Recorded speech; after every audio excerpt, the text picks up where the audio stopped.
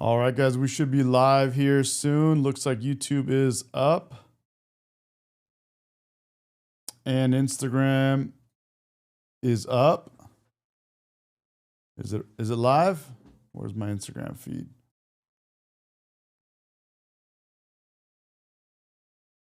Instagram is up, but it's blank. Instagram, let me do a refresh here. There we go. Instagram is up. And we are live, guys. What's going on? Welcome back. We had a really fun live last night. We had like 8 callers on at the same time, and it was a hell of a thing. It was a good time, guys. Those of you that enjoyed that, you know what I'm talking about. That was nuts. Guys, thanks for coming on. What's up, Column Steven? Those of you that want to chat or want more active chat, come to YouTube. A lot of us on YouTube will be chatting, and it's a way more active chat than Instagram. State Line, good morning, buddy. What's up? Or good afternoon, wherever you're at. For you, it's noon, bro. Wow, yeah. Let's hit 8K, bro. I think we can hit 8K today. I think it's the day, bro. Let's start off. I'm going to start off with the clip, one of the clips that you sent. What's up, Jen? It's a beautiful Monday morning. Yes, it is. All right, let's get this going, guys. We had a good time last night. Let's do this. So let's get started with this. We got a few fun clips we're going to play. The Democrats are acting like terrorists, holding the American people hostage right now in order to get what you want. You want to just quickly respond to that? Yes, Mr. Infidel. We will keep government closed until the infidels give us what we want. We want free healthcare for illegal alien terrorists. You don't want to give free healthcare to Mexicans? Fine. We don't even like Mexicans. They're too loud, playing mariachi music until 6 in the morning. I need to sleep, baddie. I drive Uber tomorrow. The Democrats are acting like terrorists, holding... Wow. What is a woman? What is a woman? The music in the back. Damn it. Sir, breaking news. A young Ukrainian refugee in Charlotte, North Carolina was just killed in a bus, stabbed like 14 times or something. Was it a Trump supporter that killed her? No. Was it a straight white man? No, some black dude that's had like 16 arrests or something. Why are you wasting my time? How many times do I have to tell you? If the story that comes our way doesn't push our agenda of making Trump, MAGA, Christians, or straight white men look bad, we don't care about it, okay? We're not running it. It doesn't matter. Sir. Bro. What a disaster, bro. What a disaster. I got to make a clip out of this because I don't like this one. These protests were overwhelming. I like the clip, but not the way they edit it. Just the form of the visuals and all that. So I got to fix it. But this is a good one. These protests were overwhelmingly... the music. Holy cow, man. These guys with their music. If I identified as black, would you affirm me in that and call me black? No. Why not? Because you're not black. Thank you. Oh my gosh. Okay, if I said I was a man and I said I identify as a man, would you accept that and affirm me in that? Gotcha, bitch. What's up, Kev Dog? Oh man! All right, let's see what they're doing. This is a government shutdown, right? The Democrat shutdown. Curious what they have to say today. What is going on, Mr. Mike Johnson, Speaker Johnson, guys? Well, good morning, everyone. We're now on day 27 of the Democrat shutdown, and we want to review with you a few pertinent facts and explain a little bit about some of the really painful things that are going on around the country. We're delighted to be joined by our dear friend, Kelly Loeffler, former U.S. Senator and now the leader of the U.S. Small Business Administration, and she can speak specifically to some of the great hardships that are being felt by the people who provide jobs now around this country. Day 27 means it's almost been a full month since the Democrats shut down the government. And as we near the end of this month, the pain being felt by so many hardworking people around this country is very real. and it gets worse with each passing day. Here's some of the stats. Last week, 1.4 million federal workers missed a full paycheck. Now, you know, many of them are furloughed, and many more are deemed essential workers, those who are essential, for example, to keep the country safe. TSA agents we've discussed, and air traffic controllers and border patrol, and of course our troops. But so many of them now are going without pay. The families of military service members and the air traffic controllers and so many of these others are now at very real risk of missing the paycheck at the end of this month. The Trump administration has done everything possible to bend over backwards to try to find sources of funding within the federal government to be able to cover the bases, but it is getting more and more challenging with each day. Now, every Republican in Congress wants to stop this madness desperately. And we have voted many times, over a dozen times, collectively 13 times, to reopen the government, to keep it open and reopen it once the Democrats close it. What's up, King James? But here's the very simple and important fact that no one should forget. We have no ability. Republicans do not have the ability to do this on our own. It's a simple math problem. We need Democrats to help. You need 60 votes in the Senate. We only have 53 Republicans. The Democrats are the ones voting repeatedly to shut down the government. But they're not opening it back up. They spent most of their time trying to distract the American people from the very simple truth. So I brought you a little visual aid here to just remind everybody what the simple facts are. 4 simple facts here. The Democrats are required to open the government. They keep saying Republicans are in charge of government. We aren't, not in the Senate. 60 votes control the Senate, not a bare majority. And so point number 1, Democrat votes are required to open the government. Point number 2. What's up, Benjamin? What's up, Jen? Jen says the Dems can't give in or their lies will be on full display to the American citizen. Absolutely. Benjamin says, what's up, Medi? It's a good day. I just made a lib look stupid at a grocery store. She said I can't remember the last time milk was 98 cents a gallon. I said, not the last 4 years. Thank Trump. Yep. They refuse to do it. Bro. They have now voted 12 times to keep the government closed. And they'll have another chance today or tomorrow, maybe multiple times this week, and we'll see what they do.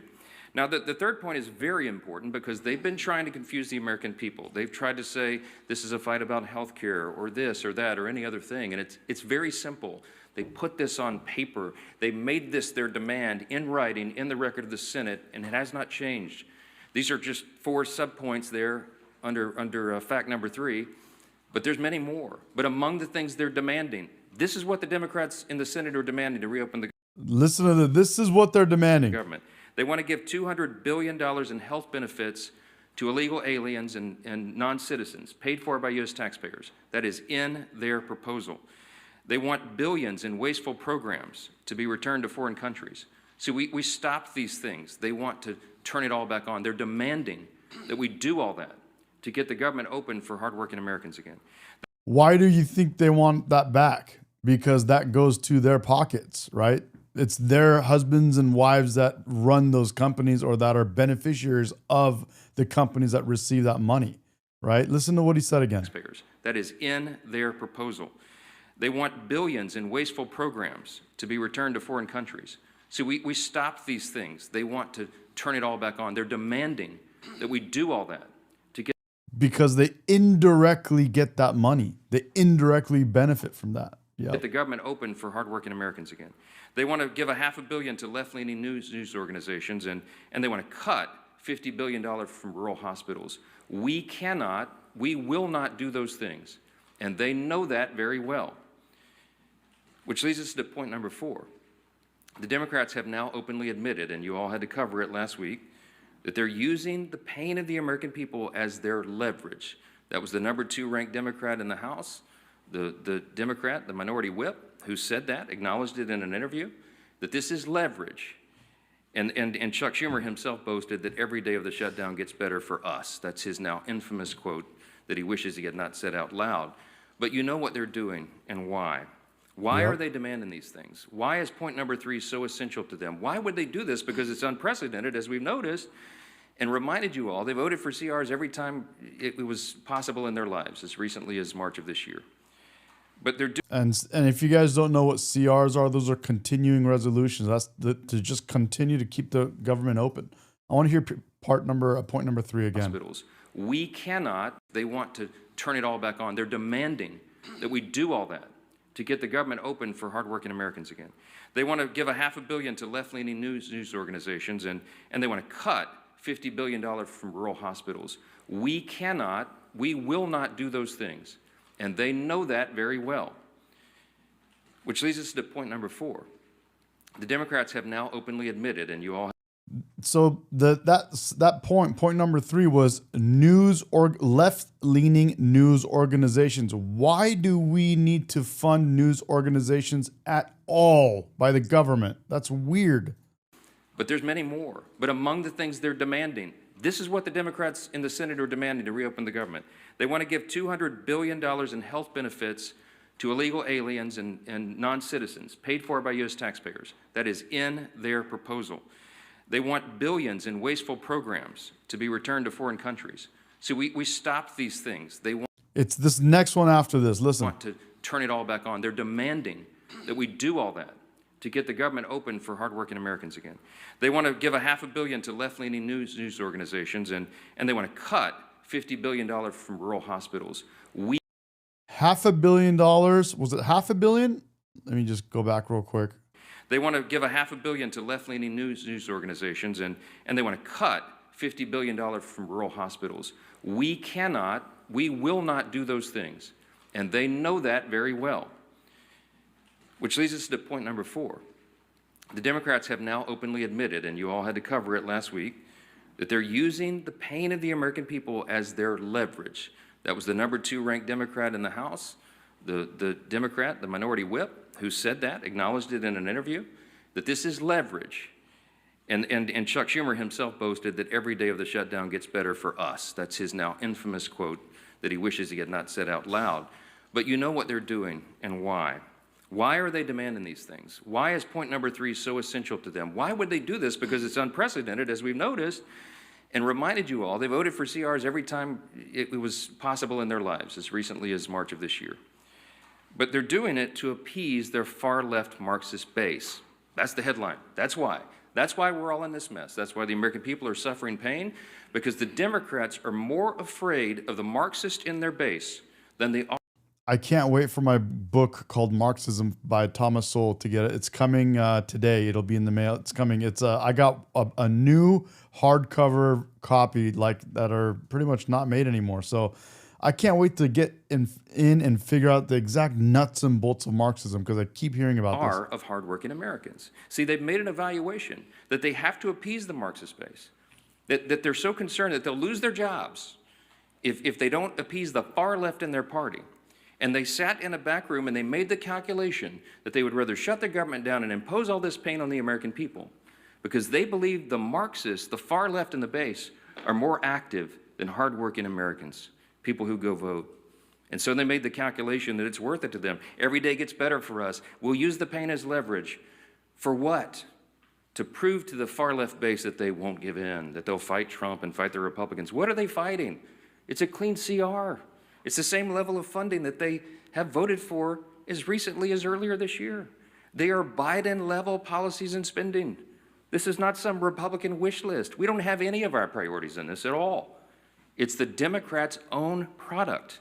But they have decided to flip the script this time because they were getting too much heat from the far left. The facts are so simple. They're letting AOC and Ilhan Omar run their Democratic Party. And I'll give you Exhibit B as to why this is so true. On Friday, there was a little bit of a seismic shift in politics. All of you noticed it over the weekend. We saw our clearest sign yet that this radical insurgent movement in the Democrat Party is succeeding. And they are ending what has always been known as the Democrat Party in America. After a months-long pressure campaign from the far left, House Minority Leader Hakeem Jeffries finally relented. He gave in, and he gave his endorsement to the socialist running to be mayor of New York City.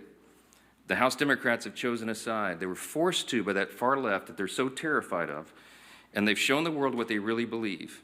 There is no longer a place for centrists and moderates in their party. The candidate that they have endorsed, Mamdani, is somebody who we've talked about a lot from this podium. He sympathized with Hamas and openly embraced anti-Semitic language. He has called to, quote, seize the means of production because he is a Marxist. He literally wants this. He's literally calling, Mamdani is literally calling for the same things that the supreme leader of the Islamic regime of Iran was promising in 1979 when Muslims took power of the country of Iran, where my parents are from. This guy Mamdani is literally saying the same things he said when he came to power in 79. He's called to abolish our borders, to abolish and end immigration enforcement, to defund the police, and to legalize prostitution, among a long list of hits that I could share with you. Zoran Mamdani is expected to take the helm of one of the most important cities in the world and the largest city in America. And he now has the full blessing of the Democrat leader in. Here, let me show you what exactly I'm talking about. Check this out. This is Mamdani and Khomeini. Khomeini is the supreme Muslim mullah leader that took control of the country of Iran and drove it into the floor, into the ground, below the ground. It's shit now. I mean, my parents are from there, and I don't want to go back there and see that place, dude. Watch this. Ready? I'm just gonna I'll flip through this so you can see. These are some of the exact same things that they both said. Free housing. This is literally what they all said. Free housing, free buses and public transit, free utilities, free healthcare, jobs for everyone. Mamdani says jobs guaranteed for all. Free education. Mamdani says free college and student debt cancellation. Cheap food for everyone. Government food programs for everyone. Justice for the oppressed. Imperialists and capitalists, colonizers. He blamed imperialists and capitalists. And Mamdani blames colonizers and landlords. Use radical ideology to mobilize the masses, demonized Israel and the West. Yep. And so you can see these are literally the same things that were called for by the supreme leader. In the House of Representatives. It is shocking. And that leader and all the other Democrats are going to co-own the consequences of what they do to America's largest city. W. Benjamin, bro. Thank you, man. You're exactly right, State Line. Every reporter in this room should be asking every House Democrat individually whether they too agree with Hakeem's endorsement of the Marxist agenda. It's an you have to ask yourself if you're on the left, if I mean, he's gonna win, bro. There's no way he's not gonna win. But you got to ask yourself, if you live in NYC, New York City, if Mamdani is calling for the same things as the supreme leader Ayatollah Mullah Khomeini of the Islamic regime of Iran, what are you asking for your city? Extraordinary moment in the history of American politics. Be careful. This is not the kind of history that we need to be making. What we're witnessing is truly the end of the Democratic Party as we've known it. And even some Democrats are now saying that out loud. You can see it in their interviews. I watched one last night. All this is directly related to the Democrats' shutdown show. Why? Because just like they decided to save their own skin, that they had to endorse the Marxist Mamdani in an unprecedented move, they have also decided they had to shut down the government in an unprecedented move. No matter the pain it inflicts upon hardworking American people, they were simply more afraid of the Marxists in their party than they are of voters. For the sake of our country, we pray that their calculation is wrong. We believe it is dead wrong. And as much as they try to obscure it, as much as they try to distract you, as much as they try to say that it's about any other issue under the sun, all those issues were always scheduled to be decided. Healthcare, the expiring Obamacare subsidies, the NDAA, the appropriations, all these other things, it was always on the calendar for Republicans and Democrats to hash it out in October, November, and December. This is not a surprise to Republicans. It's not a surprise to Democrats. Exactly. Daniel, that's the trippy thing about it. Daniel says Jews in New York are voting for him. Yep. And they all know it. That is the only thing they could grasp onto to try to give some sort of argument, to try to give cover for the fact that they're running from the far left base of their party. Facts are facts. And the ball is fully in the court of the Senate Democrats now. Who are they going to respond to? The American people, I think hardworking American families need to be a little more vocal. I think they need to call some of these Senate offices and tell them to stop the games. They need to know they should fear the American people worse than the Marxists who are trying to take over their party. And my friends, that is exactly what is going on right here. Now, I want to zoom in because we have a special guest and just focus on a group of men and women who are seeing the impact of this shutdown in their bottom line every single day, and that is America's small business owners. See, small businesses are the largest employers in our country, but unlike Washington Democrats, they don't have the luxury to wait out this shutdown. For many of them, federal contracts have been frozen, SBA loans and support have dried up, and business has dropped off due to uncertainty in the markets.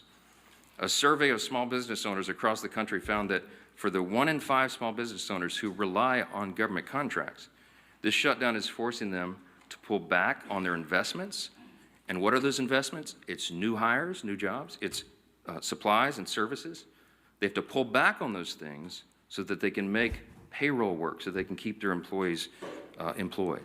One business in Raleigh, North Carolina that relies on federal environmental approval said this, quote, "The backlog that is generated by the shutdown will last long beyond today."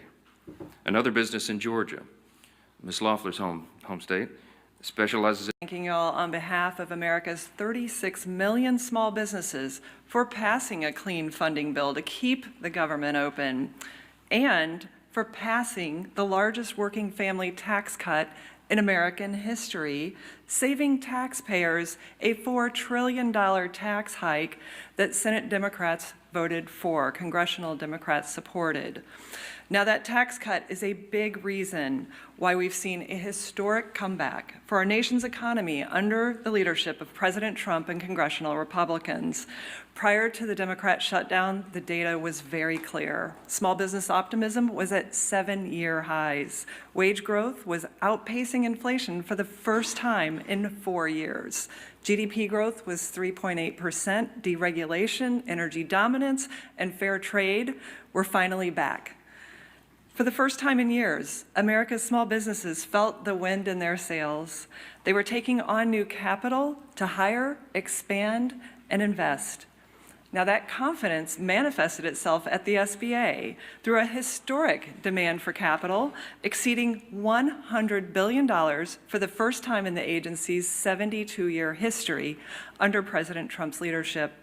That includes $45 billion, a record $45 billion in SBA loans to 85,000 small businesses in fiscal 2025, the most ever approved by this agency, thanks to confidence in the Trump economy.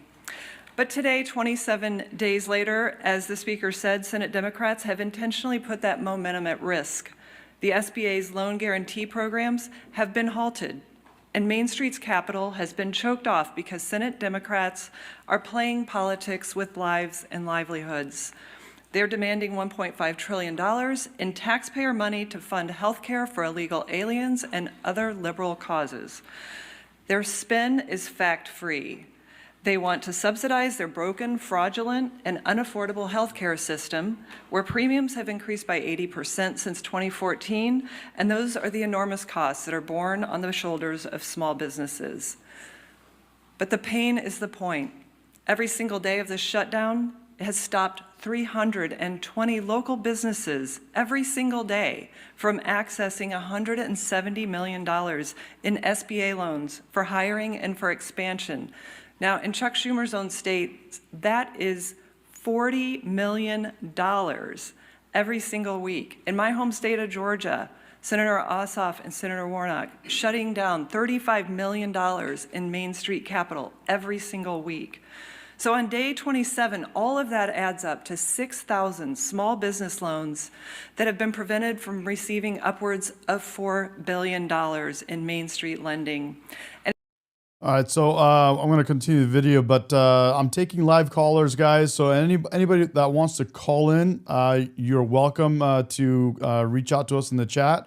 and we'll put you on live. So let me know if you have anything to say, you want to discuss anything, whether you agree or disagree or just want to shoot the shit. Feel free to call in live. Taking callers now. And it's not just the flow of capital that it's been cut off, as the speaker said. It's small businesses that rely on federal contracts. Thousands of them across the country have received stop work orders. Thousands more who rely on federal workers as their customers are seeing their revenue dry up. Here in Washington, of course, but around our military communities, around main streets across America. It's our storefronts that are cutting back hours, manufacturers that are shelving expansion plans, and generational businesses that are closing their doors for good. It's business. Thank you, Senator. Thank you, Mr. Speaker.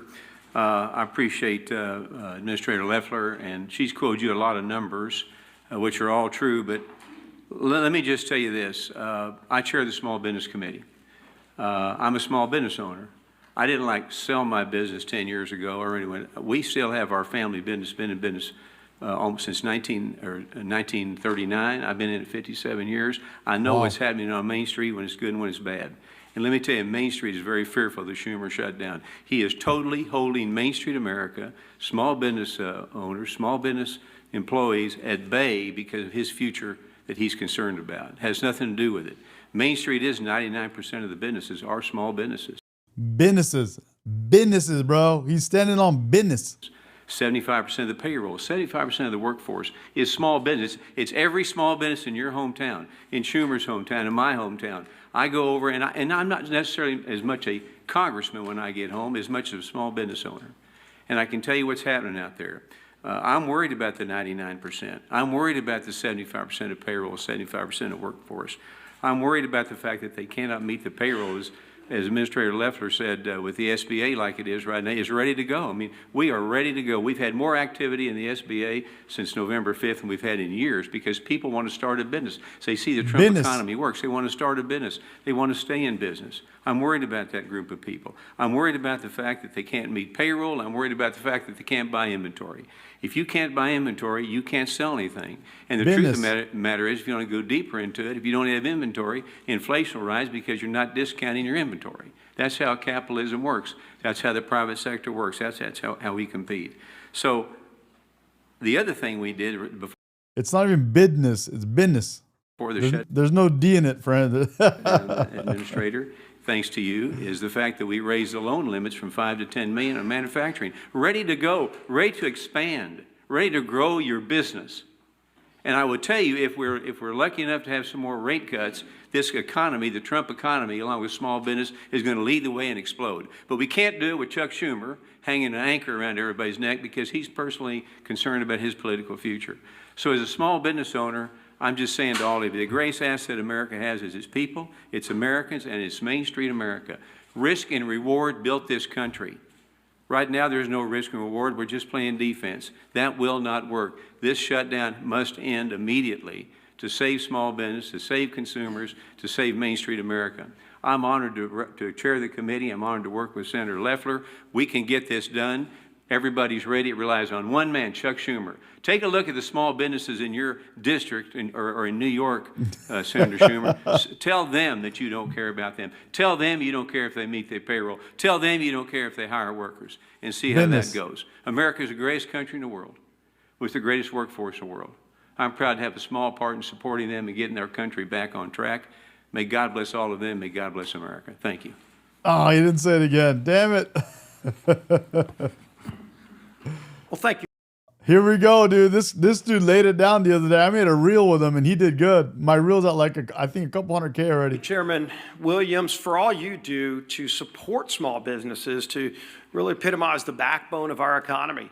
And Administrator Loeffler, thank you for coming and for what you're doing to help small businesses grow in every corner of this country. Unfortunately, as Administrator Loeffler pointed out, those small businesses are struggling like millions of families all across America. Why? So that the Democrats can get leverage. Who knows who they want leverage over? They can't articulate it. They've laid out $1.5 trillion wish list of crazy items like giving taxpayer-funded health care to illegals. In their bill to give that taxpayer... This is the one I made of him, look. said, Senator Ossoff's calculation is, quote, do I vote to open the government up and get crushed and can't raise a single dollar of low dollar money? Or do I vote to shut the government down and get $3 million from online fundraising? That's disgusting. Senator Ossoff is more concerned about getting low dollar donations from maybe some donor in California who's going to click on an email and give him $100 for his reelection. And so he's causing suffering on tens of thousands of people in his home state of Georgia. Senator Ossoff ought to send that tainted, dirty money back. If he's raised $3 million off of the shutdown, off of the suffering he's caused, just so that he can get some more money from radicals around the country, go look at his finance report during the shutdown. The low dollar donations that he's more concerned about getting than opening up the government, which is the right thing to do, because they're scared to death of their base, because they want to keep getting low dollar donations from the most radical members of the Democrat Party. That's what this is about.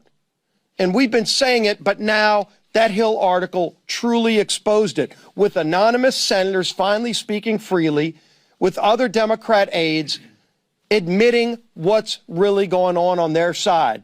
And when they asked the speaker, gee whiz, is there something else you can offer? What is there to offer to a party who's so morally corrupt and bankrupt that they're willing to sell out the American people because they're either scared of their base or they want to just keep getting low dollar donations from donors around the country who are rooting for chaos for America? They're scared of their base and they're scared of AOC.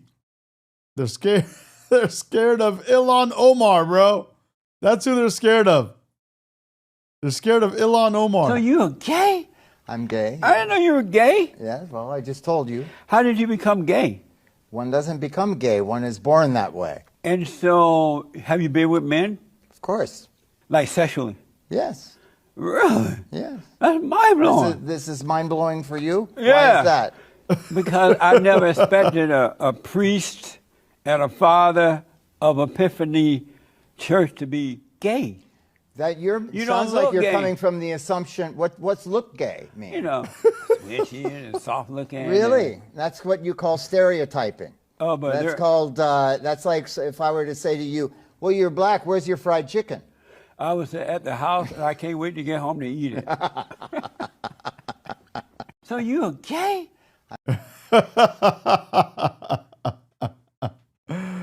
Oh, man. Oh, man. We are starting our final hour with a Fox News alert. President Trump meeting with Japan's emperor earlier this morning after arriving in Tokyo. It's a second stop on Trump's Asia trip as he gets ready to meet with China's Xi Jinping. Amazing. That's amazing. That's amazing. That's amazing. What the? Later this week. Senior White House correspondent Peter Doocy joins us live from Tokyo with the latest. Peter. Good morning. Yes, President Trump was very warmly greeted by Japan's imperial leader, the emperor, shortly after. Look at that hair, bro. Here in Asia, or rather here in Japan, from his first stop in Asia, in Malaysia. And the president here in Tokyo has a long list of economic and security priorities that he wants to try to address. All of Asia will be watching his every move, but in many ways, an audience of one is the most important, the one the president is going to meet with in South Korea this week, China's Xi. We're going to have a great talk. I have a lot of respect for President Xi. I like him a lot. He likes me a lot, I believe, and respects me, and I think he respects our country a lot. And we're going to have, I think we're going to have a successful transaction for both countries. One transaction that's possible, the sale of TikTok from China to a group of American investors. President Trump says he may sign that deal with Xi this week. Then, according to the Treasury Secretary who is traveling with the president, the D.C. and Beijing-based negotiators just need to cross some T's and dot some I's on a significant trade deal. I believe we've reached a very substantial framework that will avoid that and allow us to discuss many other things. Shinzo Abe and a gold. We need 5 Senate Democrats to cross over, to peel away from their leader, Chuck Schumer, and vote with the Republicans to get this government reopened. Senator Fetterman said was, once we get the government open, we can get back to the negotiating table. That's what everybody's been saying now for 27 days. And we are just moments away from an update on the government shutdown, now in day 27. House Speaker Mike Johnson will be welcome to a brand new hour of America's Newsroom. I'm Dana Perino. Morning to you. Hope you had a grand weekend. Great. Yes, here we go. I surprised some friends, and we pulled it off perfectly. Nice. I produced the whole thing. Good for you. But Ingrid was a great actress, I have to say. They appreciate that, I right? think so. Awesome. Yeah, I'm down to take a call. Yeah, you want to put him on Discord? Good morning at home. The shutdown nearly 1 month old. Let's do it. The effects are hitting hard. You got food benefits driving up. You got airport delays getting worse. And you got federal workers missing paychecks. Both sides pointing fingers over the weekend at each other. Just open the dadgum government. They're trying to close down the health care of the people. And Mike Johnson says, I basically can't say anything until the White House tells me what to say. 2 million recipients of SNAP right here in Pennsylvania. So this is a problem. The president says he wants to deal with the costs of people's health care. So why doesn't he get in the room with us and make Mike Johnson bring the Republican Congress back? They're hurting, the economy. People are working without their paychecks. Senior congressional correspondent Chad Pergram is on Capitol Hill and has the latest as we enter day 27. Yes, Tussie, if you want to call in, feel free. My Discord, there's a link on my YouTube channel homepage. So if you go to my YouTube channel, you'll see where there's links, and there's a Discord link. And if you hit that, you can go to my Discord, and I have a voice channel on my Discord. Once you get there, I'll put you on live. Yep. Hi, Chad. What's Dana, up, CSC Labs? What's cracking? What's up, Fuhrer? Feel the tension mounting as we, in fact, enter day 27 of the government shutdown, but there's no plan by either side to reopen the government despite the pain. There was a ground stop yesterday at the airport in Los Angeles. Says she's on the caller line already. Oh, sweet. Here we go. Let's get him on. Okay, so, or her. Okay, let me see. Can I put the... Let me see if I can get Discord on there too. Does this show? Yeah, that would show up. So if I go here. All right. And if I go, hold on one sec. Discord. All right, there we go. Are you there? I can hear you. What's going on, man? How are you? Chilling, just hang on. times. The chat, they couldn't hear you. Chat, can you guys hear him now? Hello, chat. Can you hear me? Hello, hello. Yeah, they should be able to hear you now because I'm getting your sound in. Yep, they can hear you, bro. So what's up, man? How are you? Happy Monday, man. Hey, man, you too. Just, I scroll through YouTube shorts all the time, and your stream keeps popping up for me, and I've gotten in there, and you and I have talked back and forth once or twice. Yeah. Figured I'd jump in and hear the man himself. How you been? Right on, dude, for sure. I've been good, man. Been good. We had a good time last night. We had 8 callers online, and we debated some things, and we had some lefties losing it, and presented some facts, and then it hurt their feelings, so they shriveled up and started denying actual facts. It was a good time, bro. Other than that, man, we're chilling. Those people, for the exact reason. Out in public, I try not to claim my political affiliation. Online, it really, I don't mind getting into it with people, but I definitely place myself firmly on the left, but sometimes I can't stand the people over here, man. Fucking, they love to stuff their ears full of la la. Where are you at? What state, if you don't mind? Hello? Sorry, you cut out there for me. Sorry, if you don't mind saying, what state are you from? Missouri. Missouri. Hell yeah, bro.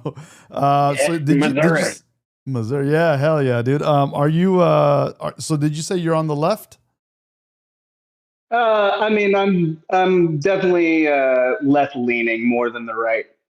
Okay. And have you been on the left your whole life? No, growing up, it's kind of like the typical teenage thing, dude. You kind of fall in with your friends online playing games. You pick up a few choice words and you pick up the opinions of people around you, and it kind of drives you that way. But I'd say once I got, up and out of high school and I got out there and I started doing some of my own research and sitting down and watching things and listening to things, I don't know. I couldn't really see myself vibing with the way the right was heading. At least the people who supported it. A lot of the ideas they have aren't terrible ideas, but just the way some people go about talking about them doesn't really vibe right with me. You're talking about the people on the right specifically? Yes. Yeah, some of them. Okay, and then what is it about the left that you're not totally bought in on?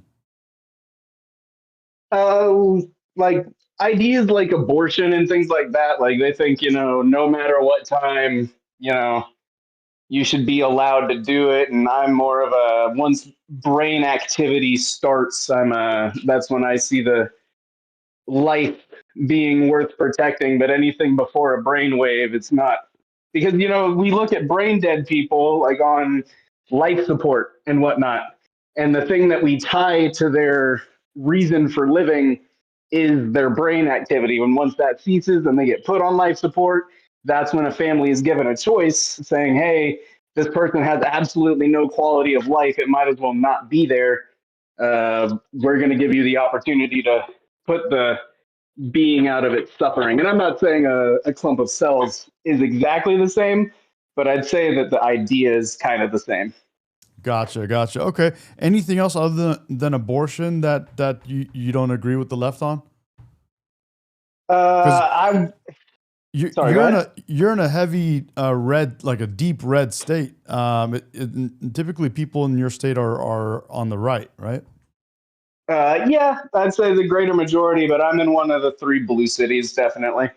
Gotcha. And is there anything else besides abortion that you don't agree with the left on?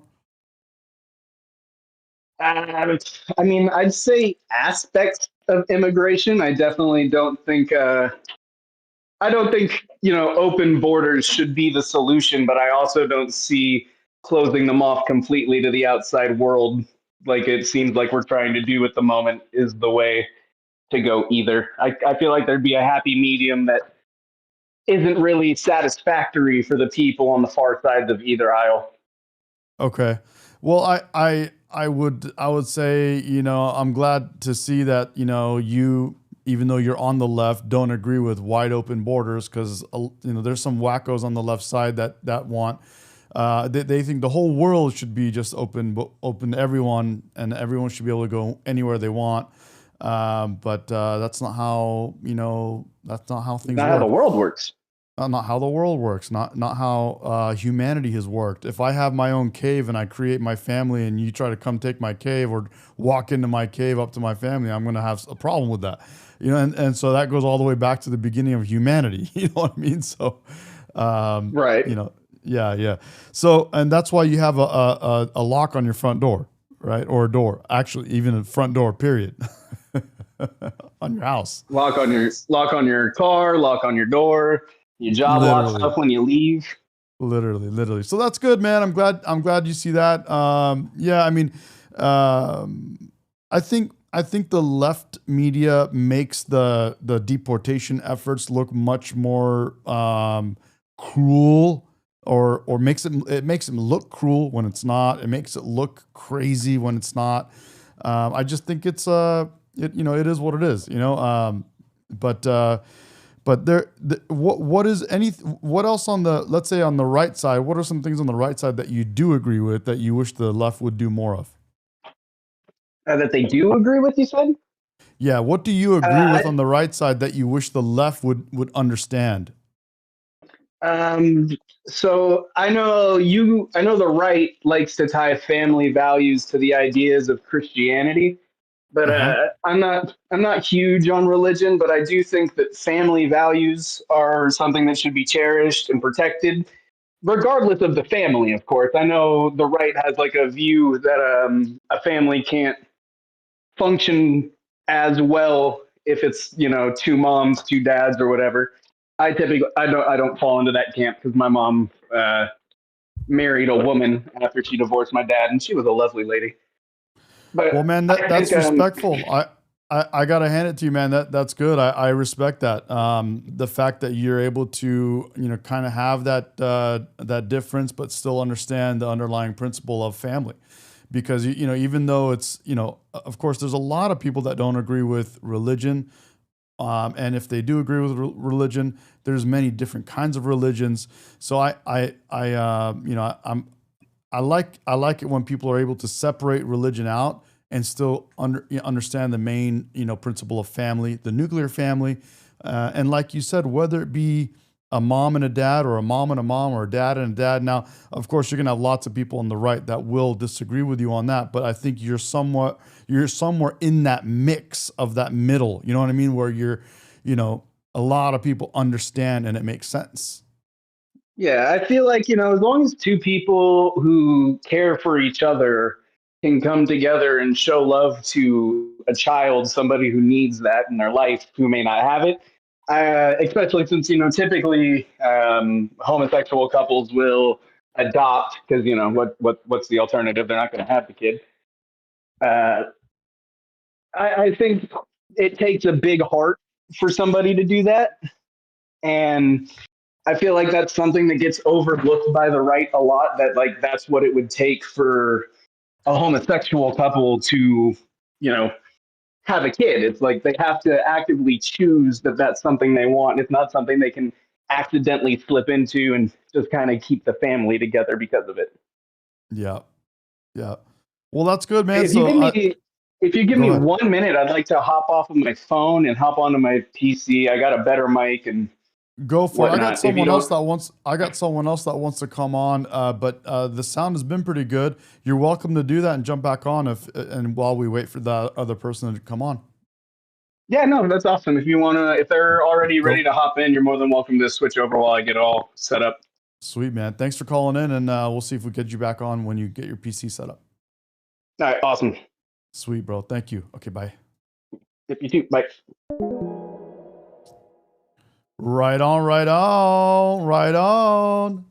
Holy dude, that I really like that phone call. That was great. That's pretty cool. Dude's somewhat leaning left, but understands both sides. It's respectful. King James, that's right, man. I respect that, dude. That's pretty cool. Oh, we got Falcon in the line. Let's get Falcon on. Ready, guys? Here we go. 1, 2, 3. Hello. Falcon, you are live. You're muted. You got to unmute your. Sorry. I wasn't sure if I was on or not. You're good, man. You're good. How's it going? I'm doing very well. How about yourself? I don't know your name. Good. Say that again. I'm gonna call you Medi. Medi, yeah. My name is Medi, bro. Yeah. Nice to meet you. Likewise, man. So, what do you have on your mind? I just believe mostly that the word radical is so paired with the word left, and it's projection by the right. And I'm willing to hear where the radicalism is coming from, but I think that it has to do more so with a lack of understanding of history than reality. And I just wondered if you had any like ideas or kind of examples for radicalism coming from the left. Well, definitely radicalism from the left. Some of the radicalism is something we just spoke about on the last call, is wide open borders with, you know, letting illegals come in here by the tens of millions. That's one of the things among many. And when you say radical left is a projection from the right, what do you mean by that?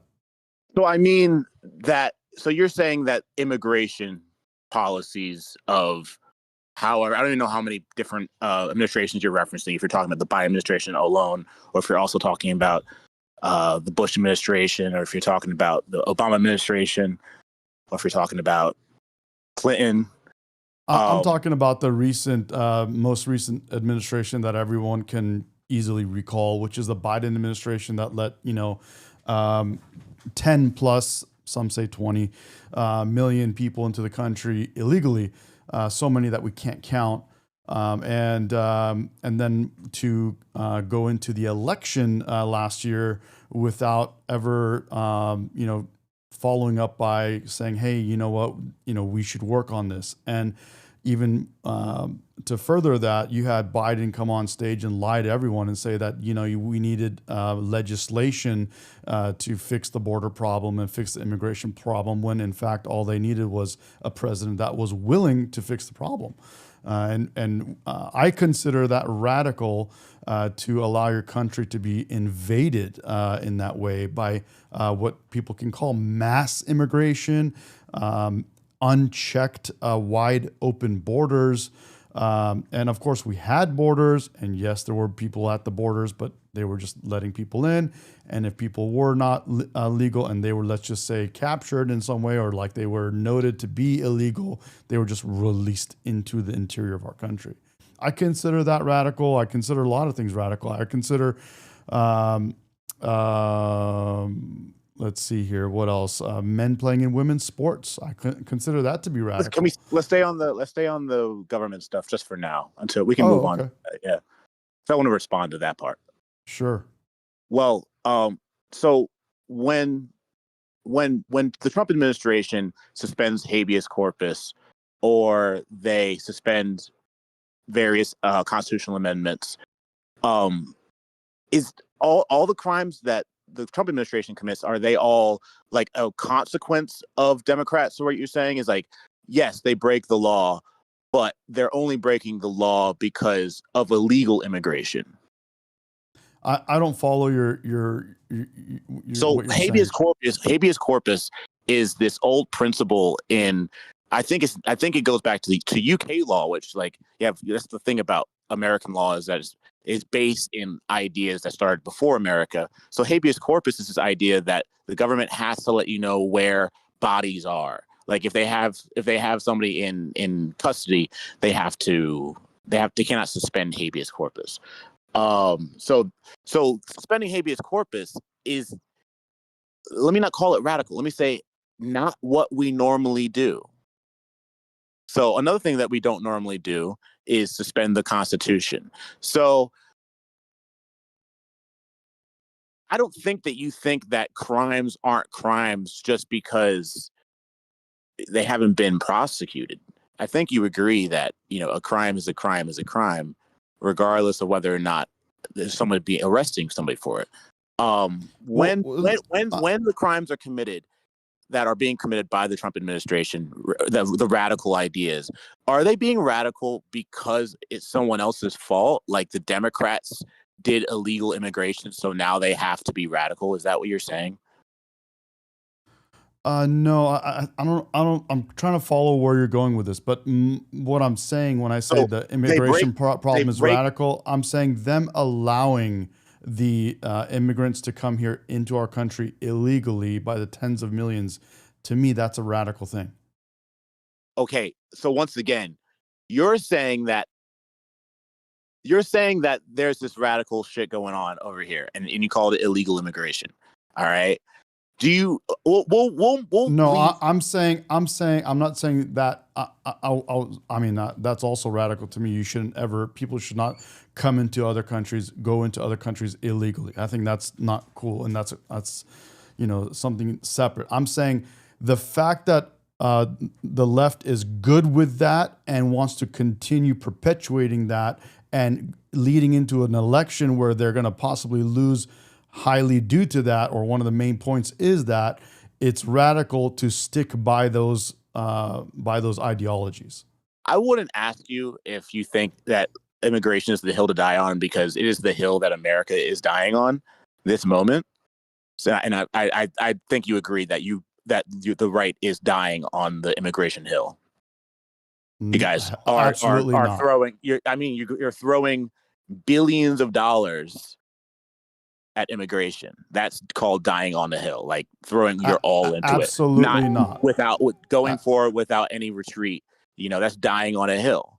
No, I absolutely do not agree with that. I think that's something that we voted for, and we're We didn't vote. I definitely don't think that we actually voted like a measure. We elected a president. we elected a president that said he's going to stop the incoming illegal immigrants, and he's going to deport the So people did we that are here vote on illegally. like a measure, like a city measure that would Bro, we empower voted for a president that said that's what he's going to do. a legislative council to be able to write up some new document for us, or We what did we voted do? for a president that said that's what he's going to do, and that's how our country works. And when you guys have your Say that again. No, say that one more time. You say that we vote for a president, and the president gets to suspend habeas corpus. Say that. We voted for a president that said that's what his agenda is. And okay. And exactly. And so you think that just because you vote for somebody that means that like you get to change the laws? No, the president doesn't change the laws himself. He can write executive orders, which he did, which fixed the border, closed the border down. He can do that. But we also have the rest of Congress, the senators, and we have, our... He suspended habeas corpus. So this is the funny part. This is the part that astonishes me is the left getting all upset when we actually do a democratic vote and we unanimously. I agree that you guys voted hang for on a second. Hang on a second. You voted, I'm going to mute you if you keep talking over me. I'm going to mute you.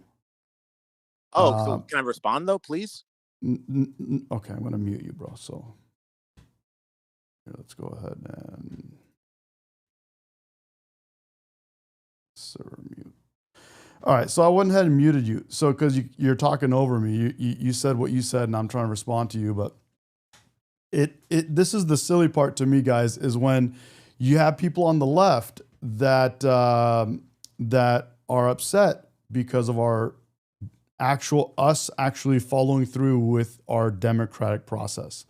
They have things like these No Kings rallies, and what they're really protesting in these No Kings rallies is the simple fact is the democratic process, is a clean democratic process.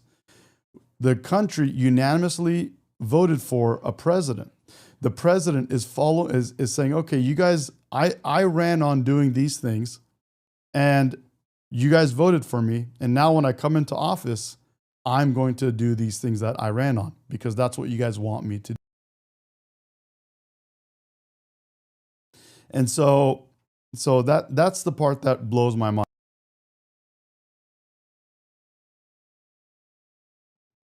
So that's what people. And I put you on mute. I'll put you off of mute if you can not talk over me.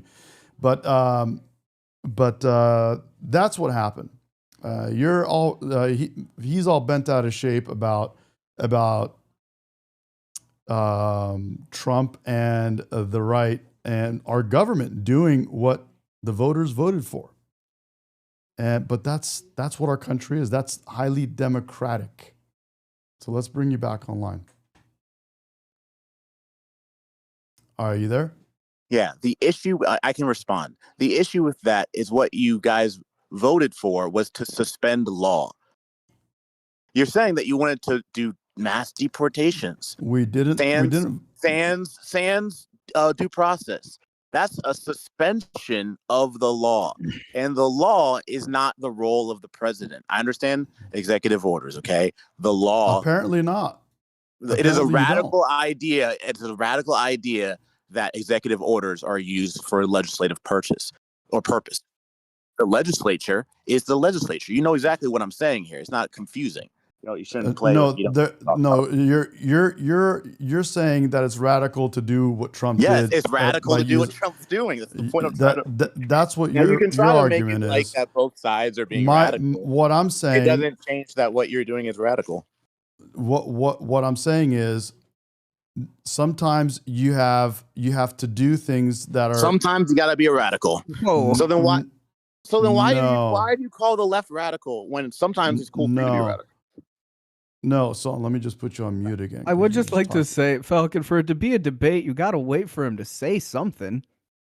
You can't just cut the man off. Yeah, he's yes, and it's my show, by the way. So, bro, you need to chill out a little bit. And by the way, like you said, let me speak. If you're gonna say something, you gotta let me respond. Okay, so it was radical to let tens of millions of people into our country, right? And our country was, and the voters voted to have that change and to fix this crazy problem of 10 to some say 20 million people unchecked in our country that we don't know who they are whatsoever. They're unvetted. And then Trump did an executive order to close the border. That's not a radical thing. And he's trying to say that Trump did something radical by closing the border. Trump closed the border. That's all he did. That to me is not a radical thing. We should not have the border wide open to anyone to run into our country without knowing who the hell they are. That's one thing. Now he's trying to say that there's lack of due process is a radical thing.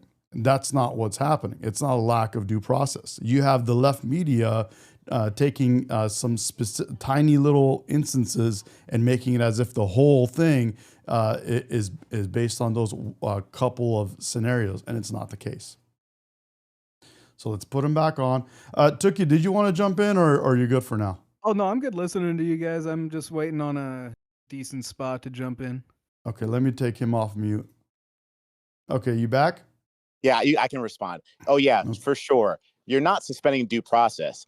You're administratively dictating that everyone should have all of their routes for immigration be rescinded the moment that they show up in court, nonetheless. They're here illegally. Okay, so I haven't addressed that yet. That was one of your first points, is that radical left supports illegal immigration. And I let you have that because I didn't want to argue about whether or not this is what or that. It's not my main point. My main point is that what you're doing isn't American law. But now we can talk about what is American law.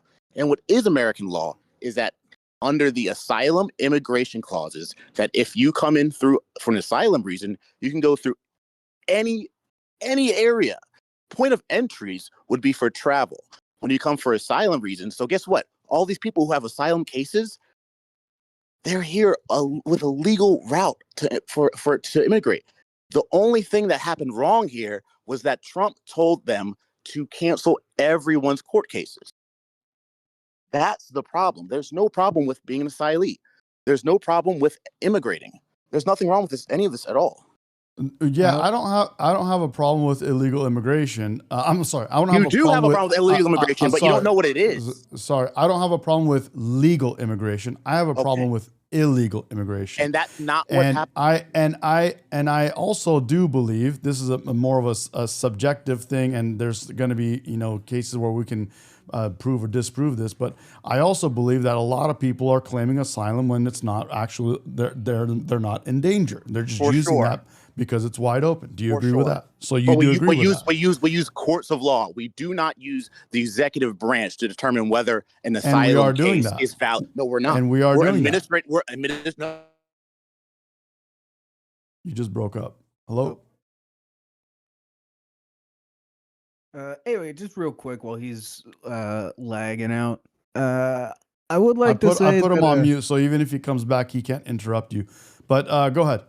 Go ahead, bro. I would just like to say, the Supreme Court has they've confirmed twice this year that non-citizens do have the fundamental right to habeas corpus, even if they're not, U.S. citizens. I just would like to put that out there. Yeah. However, they are here illegally, and a lot of them that are being targeted right now are ones that have committed additional crimes, and that's who ICE is removing from our country. Right. Just out of curiosity, would you agree with the fact that there have been a few instances of ICE taking it a little bit too far on people? Or do you think like they should just be going balls to the wall, whatever they got to do to grab these people? You know, give me an example. Like going into, oh God, and I have to look up the story real quick. But there was a case recently where ICE had gone into somebody's job at a hospital, and they, forcibly removed. I don't know what the position is on the floor. I work in a hospital in the kitchen, but there's a position on the floors that would basically make sure that nobody's being taken out of the hospital, or nobody's like leaving the hospital without being told to do so. And ICE had come in trying to detain somebody, and this woman wouldn't let them because her job and her policy states that like nobody should be being taken out of the ER or their floor if, they're not cleared to leave, especially by any detaining force. And they had arrested her on that. Yeah. So I don't know about that specific scenario, but I'm going to assume that ICE knows what they can and cannot do better than I do and better than you do. And I believe that they can make that better judgment. Now, are there situations where they may not make a legal judgment or do something wrong? Of course, everyone's human in the end. And no matter how much you teach people and, the experience they have and all that, they're still going to make a mistake. And I think that's okay. One mistake here or there out of the, I don't know how many people that they're deporting, I can deal with that if they're being shown that, hey, you made a mistake and don't do this type of thing again. So there's that. Do I think it's out of line for them to go and pick up people from where they're working or from where they're shopping or when they're with their family? No, I think that's perfectly fine. You're in here illegally. You've been asked to leave. You committed a crime, and now it's time to get out. I don't think that's cruel. A caller yesterday was trying to say it's cruelty. I don't think it's cruelty. They're saying it's cruelty because they're getting detained in front of their children. Well, if any of us go right now and drive drunk and get a DUI with our children in the car, well, then we're going to go to jail and be separated from our children too. So why shouldn't illegal immigrants have to deal with being separated from their children?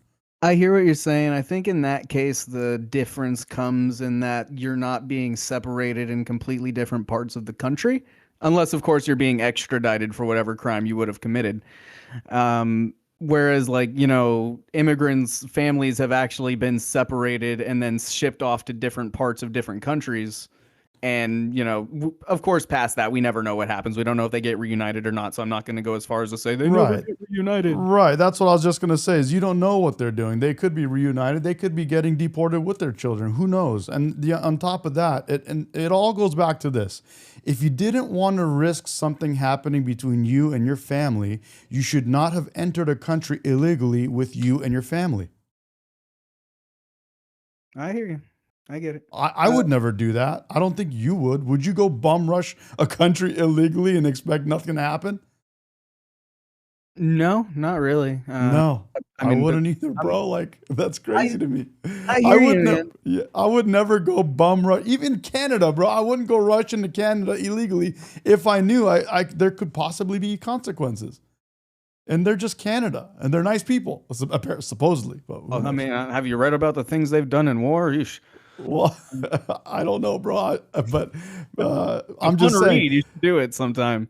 I would love to, bro. I love reading. But let's just say any country in South America, I would not rush into Venezuela illegally with my family, and then if I did, I would be willing to accept the consequences because hey, I fucked up, I just personally, and of course, politics and the way you feel about it, a lot of it is feelings. I do feel like if we're going to be using ICE as a pseudo police force, that we should be putting the same guidelines for them. They should be wearing a standardized uniform across the entire line, and they should be forced to identify themselves. Because at the end of the day, these are people that we're trusting to grab the right people and take out. And, with zero accountability of the people doing it, being masked up, not wearing name tags or badges, there is next to no way that we, the people, can, track what's going on there. It's kind of just like you have to trust them. And I don't know about you. I'm not big on trusting the government for things. I would say that I agree with you if the left wasn't so crazy where they're trying to help cartels dox our own law enforcement ICE officers and actually have them kidnapped and have their families found out where they live and go after their families and stuff like that. We live in an unprecedented time when you actually have people on the left, Antifa people, all kinds of different people out there actually helping cartels that have put bounties on these ICE officials to help them get information on them, find out where they live, find out who their families are, find out where their families live and work, and go after them and pay even more to kidnap them, and then pay the ultimate price by giving them $50,000, which is their highest tier, to people on the left that will kill ICE officers. If that wasn't happening, I'd say, yeah, bro, you don't need a mask, you're good. But it's not. They're literally coming out, throwing stones at them, trying to hit them in the head, trying to make them crash and die. And they're like going completely berserk. They're going completely nuts. And goes back to the original caller that we had on the phone that said, why do you think leftists are radical? That's a radical thing that they're doing to our law enforcement. That's not a proper response to something you don't agree with. Yeah. Do you agree with that? Yeah, I agree with you. But if that's the line we're going to use for ICE, then I mean, shouldn't we just do that across basically every police force across America? Because I'd say it's not happening. It doesn't happen to our regular police force. What's happening right now, bro? I don't mean to cut you off, but cops aren't gone out on calls and been shot at from bushes. Cops haven't been told to pull people over on the side of the road who the government that they're trying to stop knows that they're a known felon and drug dealer, and they send the man off and he gets shot on the side of the road and left to die. It's like these things happen, and you're absolutely right, but you're talking about one-off situations. This is not like an ongoing thing. It's not like a chronic thing that's happening. It's not like an actual thing where they're coming out in the open and doing this against all of the police forces all at once. Wouldn't you say that's kind of worse that it can be like targeted like that though? It can be like this is more in the shadows. This is more on the sidelines. You never hear. I'd say I'd say it's maybe not worse. I'd say it's just as bad. It happens in one police force. Like if the situation you're talking about, police officers, and now mind you, I have a lot of experience with police, and I won't tell you why, but you have specific times that it happens to police officers, and in one police department or one sheriff department, but it's not like there is an all-out pretty much war against a specific police department or against cops in general, where it's something where they can't even go out on a call without getting involved in this kind of a thing. ICE is literally, they have apps they've created and websites that are tracking them and doxing them, and no matter where they go, they're actually at their ICE facilities waiting for them to come out with the vehicles and go after them. That's not happening with police departments. If something anywhere close to that happens at a police department, it will be shut down so fast you won't even know what happened. Your head will spin. It's nowhere near the same. Okay. Yeah, no, that's perfectly Thanks for calling, bro. Appreciate it, man. I always say I think it's I don't want to say brave, but let's just, we can say brave, but it's respectful that you call and you're willing to continue talking with me, even though we don't agree. And I think we should do more of it. No problem, man. I know I'm not debating with your chat or anything, but this state line guy, he makes a lot of assumptions about the kind of things that I would and wouldn't support. He says that I don't condemn mass protesters willing to go and protest and riot, and I do. I've done this multiple times. On X, I've done it. On Facebook, I've done it. I'm sorry, I'm not following what you don't agree with. You're saying that He's saying that like the left doesn't condemn that sort of behavior, but I'm saying that like there are plenty of us who do. Like not, Not openly. Maybe you do onesie twosies, but not openly in the media. He's saying the leadership of the Democratic Party is what he's talking about, I think. I don't know. I can't speak for him, but I think it's the leadership of the Democratic Party is not coming out and condemning violence and that kind of stuff as openly as you would think they should. Yes, but like I would say that the right doesn't call out violence typically at all, unless it's against somebody on their side. You know. Say that again. You don't think what? So you're saying that you feel like the left doesn't condemn it openly at all. I would say, or enough. Sorry, enough. I would say that the right doesn't do it at all unless it's targeted towards them. Whenever there's attacks on Democratic lawmakers, you hear absolutely nothing about it. You hear jokes. People make comments about it. I mean, like, it's insane. Like, those Democratic lawmakers were literally, or the Democratic lawmaker and her husband were killed in their home, and you hear absolutely nothing about it. But then, you know, RIP to the guy, Charlie Kirk gets shot, and it's a month and some change later, and you still got people on TikTok, you know, crying about it. It's well. Let me explain that for you. So there's a very big difference when Obama deported way more than Trump's ever deported. Yep. And he did it in a very cruel way where he put kids in cages. Built the cages.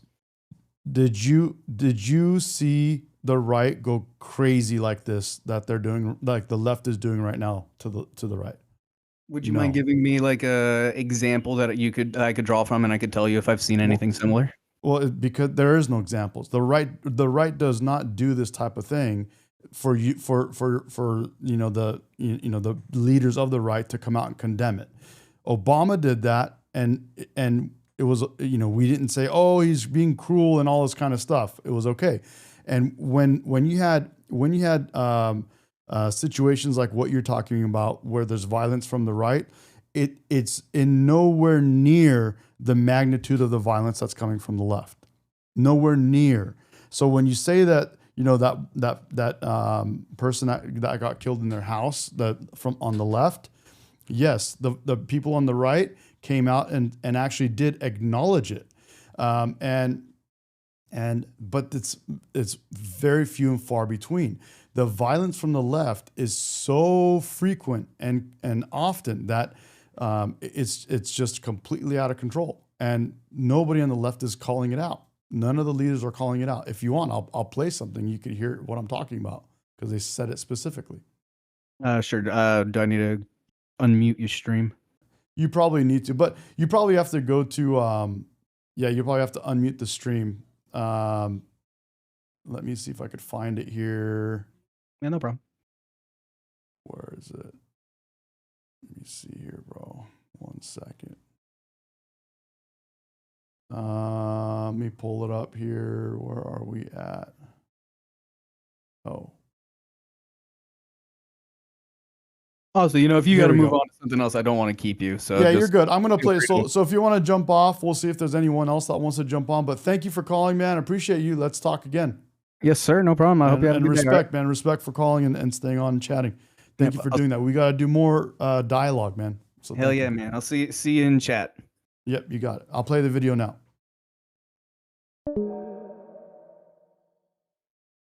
All right, so guys, I'm gonna get off that call, and if anybody else wants to jump on the caller line, you can see it's right there, and I'll put you on. There was the discussion, and you guys had it. What's up, Manny? How you doing, bud? There's a lot more from the left, and that's why it's like that. When Obama did it, we didn't say nothing. When Trump does it, you guys lose your shit and want to go after ICE and their family and help cartels go after them. That's crazy. It should be called out, but it's not. Here's the video I was going to play. Ready? 1, 2, 3. Play this video next time someone tells you it's both sides. The Lee Zeldin stabbing attempt, left wing or right wing? Left wing. The Covenant school shooting in Nashville, left wing or right wing? Left wing. The Butler, Pennsylvania assassination attempt on President Trump, left wing or right wing? Left wing. Burn down cities during the Summer of Love in the George Floyd riots, left wing violence or right wing violence? Left wing. The Waukesha Christmas Parade massacre, left wing or right wing violence, left wing. The Trump International West Palm Beach assassination attempt, left wing. The Abundant Life Christian school shooting, left wing. The United Care CEO's murder, left wing. Tesla's burned, keyed, damaged, firebombed, left wing, left wing. The murders at the Israeli embassy, left wing. The ICE facilities firebombed, left wing. The Minnesota Catholic school shooting, left wing. The anti-white Charlotte and North Carolina stabbing, left wing. The attempted Utah News State firebombing, left wing. And now, of course, the culmination of this vile trend, a left-wing assassination of Charlie Kirk. And I would point out, we've heard years of the left, their loudest voices calling anyone on the right extremist MAGA Republicans, fascists, Nazis, an existential threat to democracy. Check yourself. And don't give me this both sides bullshit. So there you have it. There you have it. It's way more prominent coming from the left. So it's just a fact. If you don't like it and you're on the left, you don't like facts. And that's okay. We heard that last night. He was in the chat today. Where is he at? Where's Wayne in the chat? He didn't like the facts. Wayne, you were in the chat last night, bro. You didn't like facts.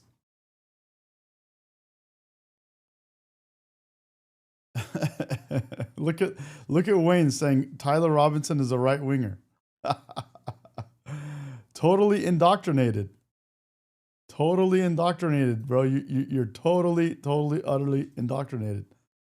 As I'm going to quickly note, there's a reason the Democrats have scheduled you on this panel, because you have a long pattern of sentencing criminal defendants to egregiously light sentences, including one child molester who molested a 4-year-old and 9-year-old, and you sentenced him to only 6 years in prison, including, as we heard before, one woman who was responsible for killing her 1-year-old son, who was coated in fentanyl. His pajamas were coated in fentanyl. His sheets were coated in fentanyl. You could have sentenced her to 30 years. You sentenced her to only 4 years.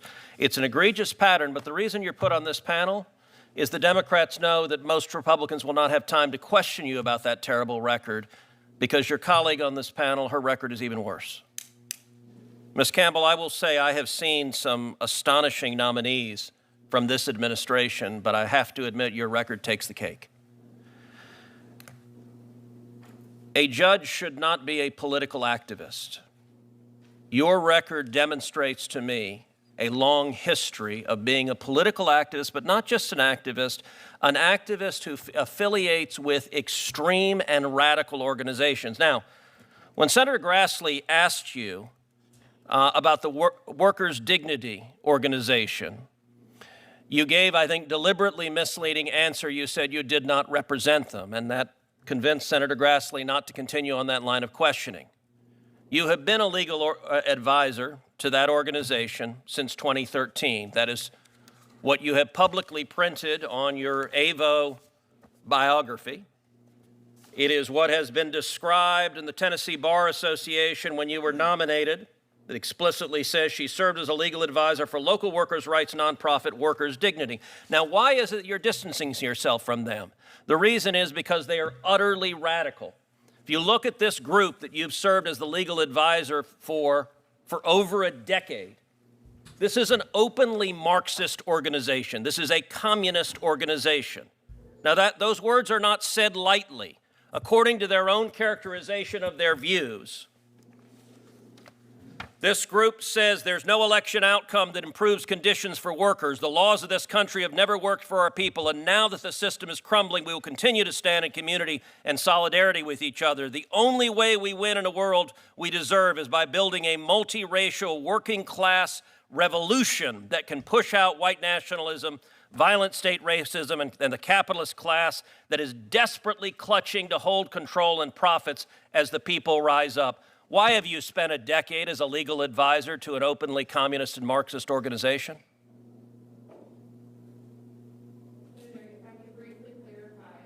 I don't think your microphone's on. I apologize, Senator. If I could briefly clarify, more than a decade ago, probably for the course of 2 or 3 years, I served on an advisory board that helped this, at the time, was supposed to be a nonprofit workers' rights organization. Did someone just ask who is the Great White Hope? The Great White Hope. The Great White Hope. What's up, Jonah? What's up, Deshaun? Good to have you back. Hell yeah. Do you know who the Great White Hope is, bro? The Great White Hope. That's amazing. What the? And get set up and get started. Guys, that was a good call. Good. Zach was on there, even though we don't agree. Thanks for calling. Wayne was on last night, guys. And then forgot his name. Tookie was just on. That was good. Those are some good discussions. Those are the things we disagree on. Did you know they were a communist It's good to talk about them and hear the other side. You know? organization? Senator, at that time, they did not express these kinds of views. It was an organization. So this is new. This Let me know if anyone else wants to jump on the line. Happy to talk to anybody, whether you agree, disagree, or just want to shoot the shit. wasn't the case then. Yes, and I have not been affiliated with them in more than a decade. You're aware that your current profile that you have up, your legal bio, says you are right now an advisor to them. I apologize for any confusion about that. So your testimony under oath, and that's all right, the facts will come out, but your testimony, I want to make it explicit. Your testimony under oath is that you have done absolutely nothing and had zero contact with them for how long?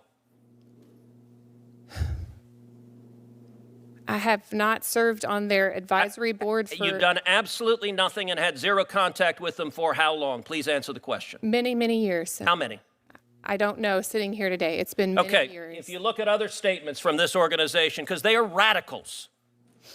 They are radicals. If you look also, this is the same group in 2020. They called for abolishing ICE, abolishing prisons and detention centers, and abolishing the police. Why did you volunteer for a communist organization that calls for abolishing ICE and abolishing the police? Senator, I have never seen these comments before. You didn't know who you were volunteering for? I was not a volunteer for them at that You were a legal advisor. Were you paid? No, I was Then not. you were a volunteer. If you volunteered to be a legal advisor, you were a volunteer. Why did you volunteer? Do you support abolishing ICE? Senator, at this time, I had... Do you support abolishing ICE? I do not, Senator. Well, it's amazing because a minute ago you also told Senator Graham that the Tennessee Immigrant and Refugee Rights Coalition that has a manifesto calling for abolishing ICE, you said you had nothing to do with it, which is fairly astonishing because on page 3 of their manifesto, they thank you by name for what they say. We would like to thank the following individuals and organizations for their thoughtful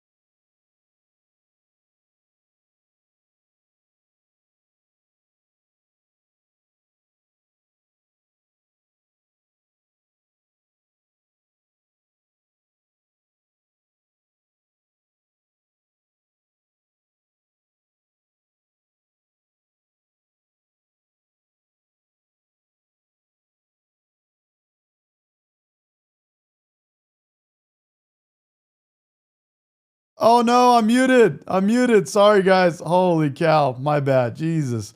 I said CRXR. Tell me your name, bro, because I keep saying CRXR. CRXR says, Kings get their way. Trump can't even go to the bathroom without an injunction from the lower courts. He also says, Obama built a basketball court for over $300 million in taxpayer dollars. No president has used it since he left office. Trump's ballroom that he's paying for will be used by all future presidents. WCRXR. What's your name, bro? Tell me your name so I can stop calling you CRXR. I have to check the mic.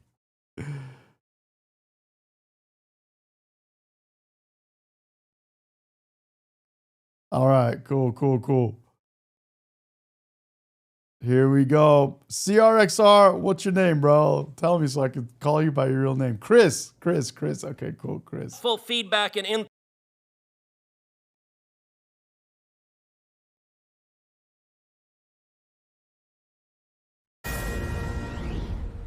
The headline in the New York Times was Democrats block federal W. worker Chris, paid. bro. W. Chris. W. Chris in the chat, bro. Hell yeah. If you're trying to get on to speak, jump on my YouTube channel go to my YouTube channel and go to links and click on the Discord link, and then through there you can jump on. Bill as shutdown drags on. The vote to pay military and essential. Guys, is there something we could paste in the chat that's a link for, or maybe some kind of code that takes them to the Discord server? That would be easy. To workers broke down like this: 54 yes, 45 no. Just 3 Democrats joined Republicans in voting to pay furloughed workers. And Senator John Fetterman was quick to point out, I'm a Democrat, I voted yes. Senator Fetterman has been one of the clearest voices in calling for an end to the shutdown, analogizing the situation to Groundhog Day. Are you surprised that vote after vote, it's just been 3 Democrats time and again who voted for this bill? Does that surprise you? Yeah, it's Groundhog Day, you know, and I'm just saying, and it's not entertaining. That's a great movie, but this is. All right, State Line, I'll Senator pin it. Fetterman joins me now. Senator, an honor to have you. That clip was from Tuesday, and you said you weren't surprised by the continual votes by your party to not reopen the government. But were you surprised when the vote came on Thursday to pay military, to pay furloughed workers, and you were just one of 3 Democrats saying, let's pay these essential workers? I mean, I'm not surprised when I do believe that there's a critical mass of my fellow Democrats that are dug in, and now until there's an absolute ironclad kind of a deal, and I do fundamentally believe Leader Thune is an honorable guy, and I do believe we could have a sincere conversation, you know, after we can open it up, and then we don't have to do this 3-card Monty about, you know, do this, do that, do the other thing. Let's just open it up, and then we have our SNAP, you know, we have everyone's paid, and then we can have that conversation to see if we can extend those tax credit deals, because I do believe there are enough Republicans that would like to see that too. And now for me, I don't check. It's like, are we winning? Are we losing? And the thing, it's like, because I guarantee America is losing in this place right now. You know, no doubt America's losing in this, Senator. And I wonder, you know, you're in the halls of Congress. You are in some of these meetings with fellow Democrats. And do you hear privately some of your Democratic colleagues saying, we got to end this thing? Well, I mean, I just know that 2 things must be true in this situation right now. You know, SNAP depends on 2 million Pennsylvanians to feed themselves, and I believe it's about 40 million Americans across the nation. That's a big deal right now. And now we all realize that a lot of the premiums are going to go up, and we might want to address that too.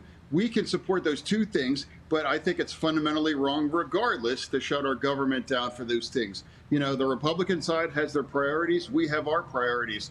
You know, I think we have to agree that our government must be open. What's up, Manny? And you think it's time for Republicans to nuke the filibuster and end this thing?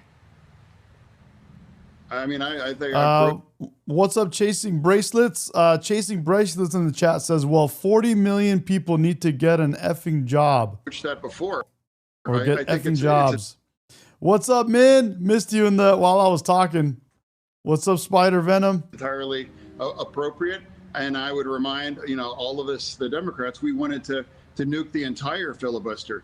Min says Obama spent $376 million on an update that included the basketball court.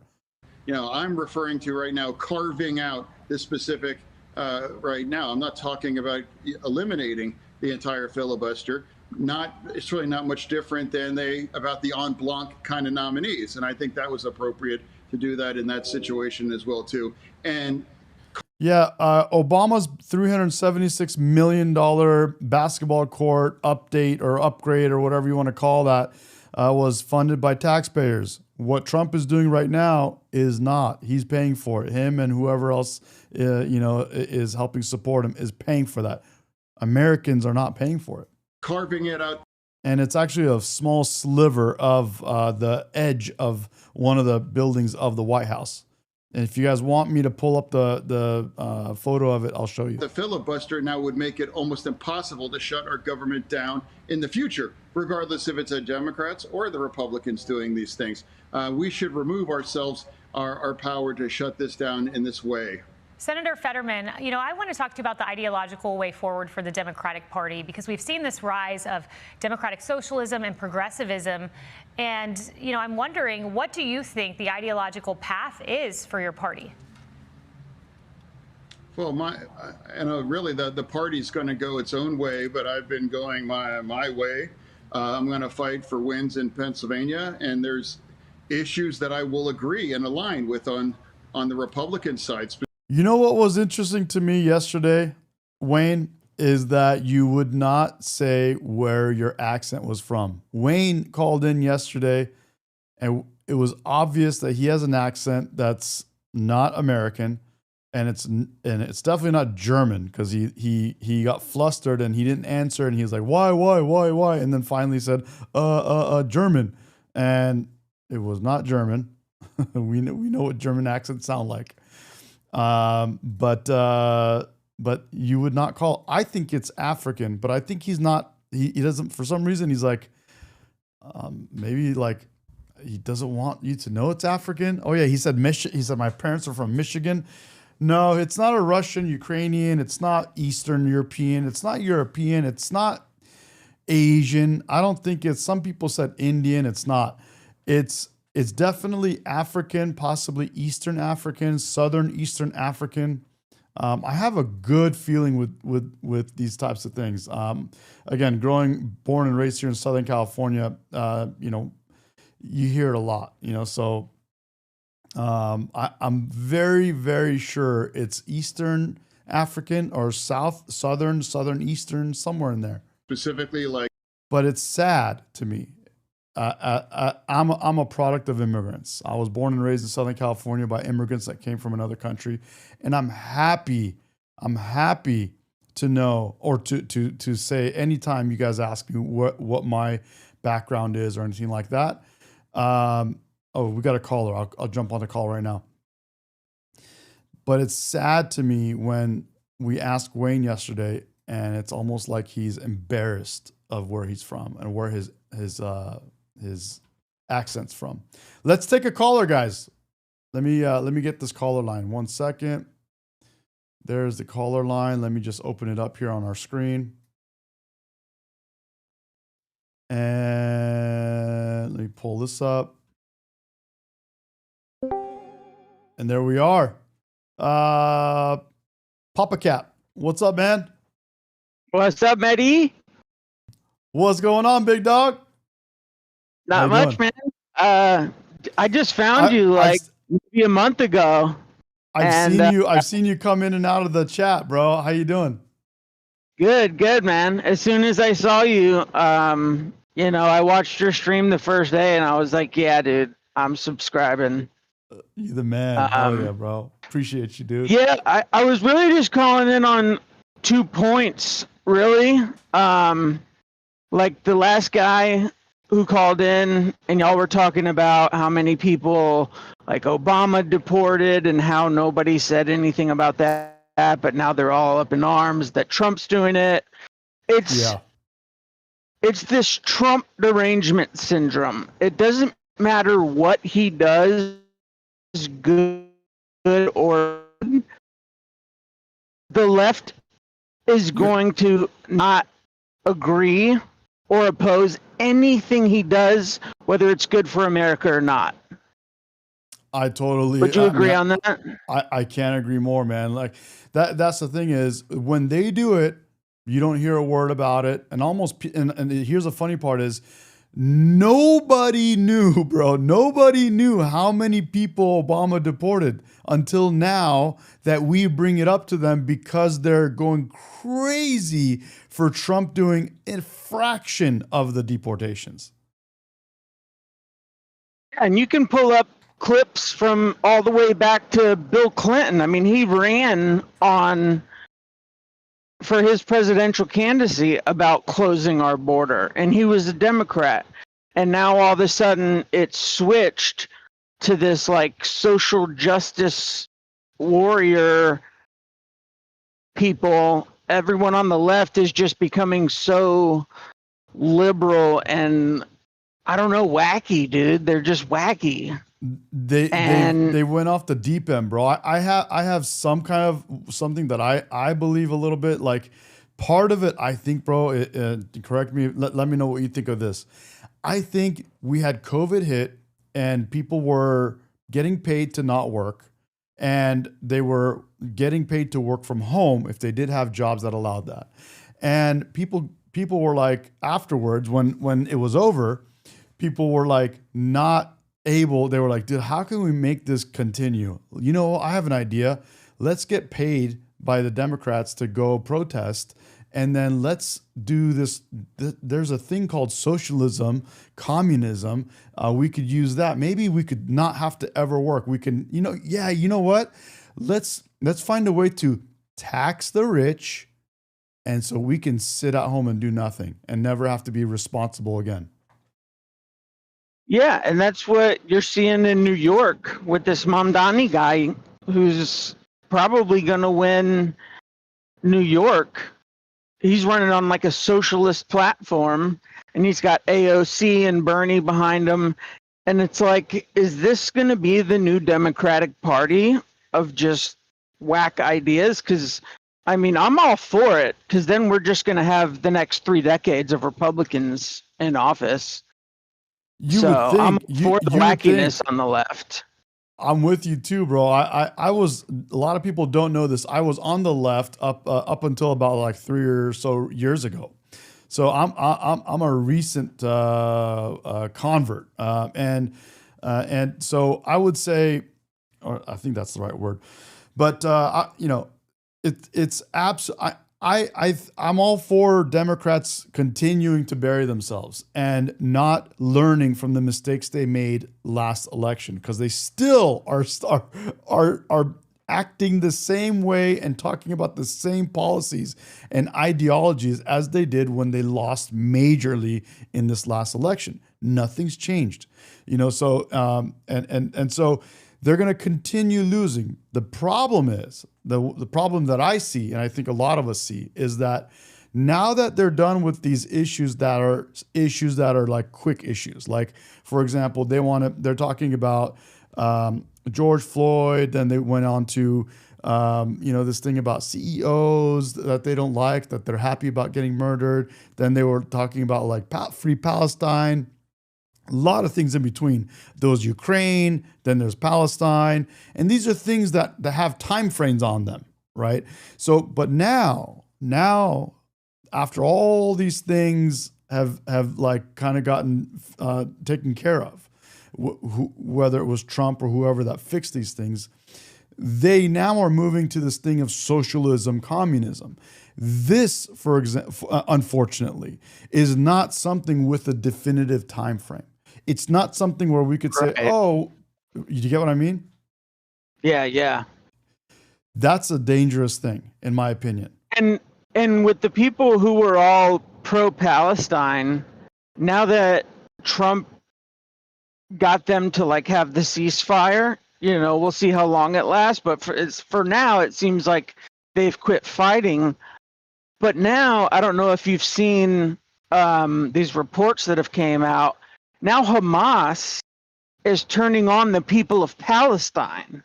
100%. Bro, how can you not see it? You're absolutely right. The people... So it wasn't Palestine versus Israel. It was Hamas versus Israel. And Hamas has always been a terrorist organization. But now that there's a ceasefire, Hamas is turning on the Palestinian people. And it's like, what are these pro-Palestine people going to say now? Bro, the crazy part is it's always been Palestinian people against their own people. That's the sad part about Palestine. It's always been Hamas not in the best interest of their own people, using their people and doing the worst things to their people. It's always been that. If anyone that's been following this and is being objective about how they look at it, Palestinians have been destroying... Hamas is they're Palestinian people. Hamas is actually the people of Hamas are Palestinian. So you could say it's Palestinian on Palestinian crime, and it's been like that since the beginning of time. They've been doing all the worst things for their own people, And now that you saw the ceasefire and you see Israel back off the military and back out, Hamas goes into those areas that Israel was controlling, and they're killing their own people. And so, that's the part that I always go back to when people talk about Palestine and Israel is, unfortunately for Palestinians, there's something in them that does not allow them to properly govern themselves. And that's a big problem. They're unfortunately always doing things that create the worst situations for themselves. And they're letting a terrorist organization run their country. And they elected them. They wanted them there, bro. That's the crazy part. They wanted them there to fight Israel, but now that that's not going on, it's like, oh, now we're in a messed up situation ourselves now. But you gotta, if you're Palestinian, and believe me, I have Palestinian best friend. I have Palestinian friends. I'm born and raised out here in Southern California. I'm a parent. I'm a product of immigrants. I have lots of different ethnicities that are my really good friends. The problem is, bro, if you're Palestinian, it's hard to look at yourself in the mirror and say, damn, we're fucked up. We cannot do the right things for ourselves. And when we hire our own government, our own people to govern ourselves, it has historically turned out to be tyranny on our own people. Yeah, just tyranny, corruption. I mean, they're a reason they're not thriving. They're the reason they're not a thriving nation. And most of the Middle East, They are their own worst enemy. Yeah. Yeah. 100%. But yeah, I just wanted to call in because I just recently started following you, and I try to catch most of the streams. I'm a truck driver, so I can't get too much in the chat when I'm driving, but I'm always watching when you're live, and I love the Jesse soundboard, man. So keep that thing going. I laugh every time. What the? That's amazing. Hell yeah, bro. Are you out of your cotton picking mind? Are you out of your cotton picking mind? Are you gay? You are gay? Are you gay? I didn't know you were gay. I didn't know you were gay. How did you become gay? Oh, these are great. Love you, bro. Thanks for joining. Thanks for coming. And I love that you love the same shit, man. It's so funny. It's entertaining, man. You gotta have fun with it. It is, bro. It really is, man. Life is short, bro. We're alive together at the same time. Can you believe it? Yeah. Yeah. Hell yeah, man. Thanks for calling and appreciate you, dude. Yeah, man. Love the show. Keep it up. Thank you, dude. See you, man. Later. Peace. Right on, guys. Hell yeah. That was awesome. Dude, remind me of his username again. I forgot. Was it Fuhrer? I can't remember.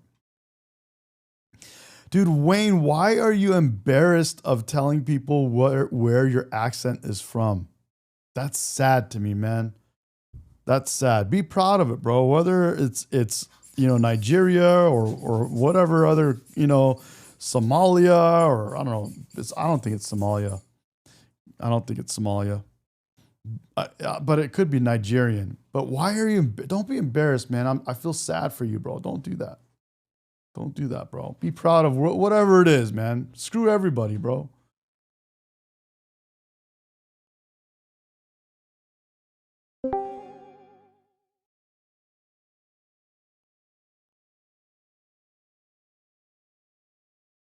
All right, cool. So now we got that. We got Fetterman.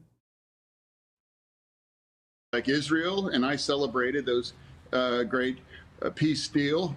And I also really very strong that we have to secure our border. And I was the co-sponsor of the Laken bill as well. And right now, I'm in a minority that I think it's wrong to shut our government down in this situation right now. And now, so for me, and there's things that I strongly believe in too on the Democratic side, but I'm always going to vote country over party. I'm always going to vote for paying for the military over my party and those things, because I think that's what's appropriate right now. The direction where my party's going, I mean, won't see. But I can control my vote and my voice, and that's exactly where I am. And I'm going to call balls and strikes. And it's an easy choice to pick my country over the party, especially in circumstances like this. Senator Axios had this, and it was eye-opening. Democrats have not flipped a GOP Senate seat since Fetterman did in 2022. He still is popular with Pennsylvania voters. I looked at a Morning Consult poll. You are plus 11 in favorability. A lot of people like you in Pennsylvania. And I wonder, has anyone in the party come to you and said, you're the last time we flipped a Senate seat. How did you do it? And what can we do? What can we learn from that? Yeah, well, that's the thing. And if I become a problem for Democrats to being up 11 points. Wayne, stop being a beta, bro. Beta male. Come on, man. Don't be a beta. Man, be a alpha male, not a beta male. Come on, Wayne. Don't be embarrassed of where you're from. And I agree with Manny, bro. It's like sub-Saharan Africa. I think it's somewhere east, southeast, south. I don't know, bro. But it's all good, man. But it sucks that you're embarrassed of it, man. Just call it out and say what you are, bro.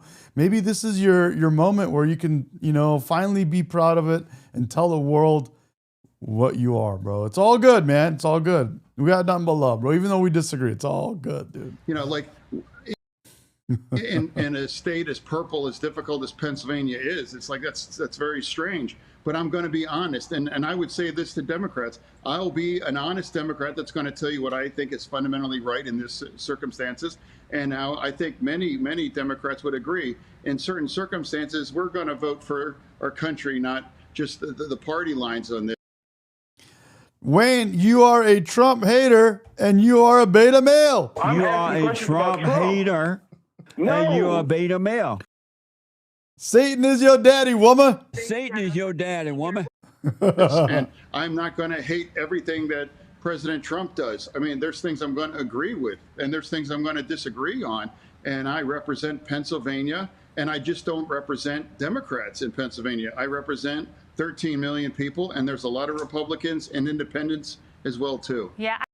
Dude, this guy in the Democratic Party, the other Democrats, if they took their loss last year in the election and tried to learn anything from it and tried to make some adjustments as you should as a loser, that's what losers do. You look at yourself in the mirror and say, hey, what happened? What do I fix? They could learn a lot from this man right here, Fetterman. Democrats would be really a party to contend with if more of them learned to be like Fetterman. They really could.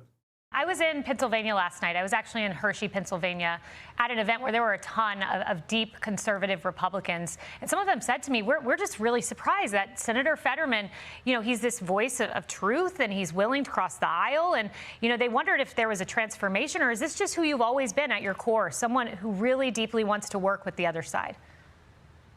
No, really, honestly, nothing's changed. Honestly. I've always been very, very... I bet you his name is Wayne because he liked Batman, Bruce Wayne. Strong ally for Israel. And of course, 10-7 changed a lot of things for those things. I've always wanted to have a secure border. I remain very strongly pro-immigration as well, too. And then I have never had a time in my career when I'm like, hey, let's shut our government What's up, boo-boo? down. I've always been very pro on a lot of these things. I think what's maybe different now is that, there's very few Democrats that, is going to just say, hey, I'm going to follow Israel through this, or... He definitely did, bro. He named Deshaun, right? I called it, dog. I called it. Beta. Come on, bro. Stop being a beta, man. Come on. Don't be a beta male. Beta male. Beta male. Beta male. Beta male. Beta male. Come on, Wayne. You're a beta male. Beta male. Beta male. Hey, I think we really do need to address our border. And then I do think of a lot of those other issues. So for me, that fundamentally, again, it's my vote and my voice. And Pennsylvania is up plus 11. I'm not really sure if someone has an issue with it, that's okay. But I'll be very honest and I'll play it straight. Yeah, and Senator, I just want to ask you, a fun question on the way out here. Tomorrow, big game, Steelers, Green Bay. I imagine. Beta. Beta. I can guess who Beta male. Beta male. you're supporting and your thoughts on the game. Yeah, I think the most controversial thing I could say is like I'm a secret Packer fan or whatever, and I'm absolutely not. Steelers. Oh my God. I mean, Steelers. That's one of the state religion in Western Pennsylvania, and of course, A feminine man is a weak man because he's a woman. He's a beta. No, he's not, Jesse. Yeah, he's a beta. No, he's not. He is a beta. That's Wayne. That's Wayne right there. No, he's not. A feminine man is a weak man because he's a woman. He's a beta. No, he's not, Jesse. Yeah, he's a beta. No, he's not. He is a beta. He is a beta. No, he's not. Bro, it's so good. I'm also Western Pennsylvania, also part of that. I mean, there's the Sheets Wawa. No, That's he's another not, one of the Jesse. Pennsylvania arguments where we're Sheets, but absolutely. And now when I just landed, I came back from DC this morning, and I see a lot of Packers hats, in the airport. So I think it's going to be a brawl. Miss Medication, can I have a protein shake and some tea? Come on, woman. Get in the kitchen where you belong, woman. Make me some protein shake. And trigger all the lefties right now. Come on, woman. Get back in the kitchen, woman. Now we'll keep it nice, clean. Make the lefties go nuts right now. Fun, but it's an amazing weekend for football, absolutely, in Pennsylvania right now. It is. Senator Fetterman, I love your hoodie, and everyone on my Instagram Live said they love it too. So thank you so much. Thank you. Oh, here she is. Do you want protein shake or actual food? Come here. Come here. Come on. Come on. Come on. Come on. Come say hello. Hi. Come on, woman. How come you're not in the kitchen where you belong, woman? I'm going, okay? No, but listen. Do you want actual food or protein shake? I mean, I'll take actual food. I'll take actual food and protein shake and tea. Can I have tea, please? So you know. No. Oh, man.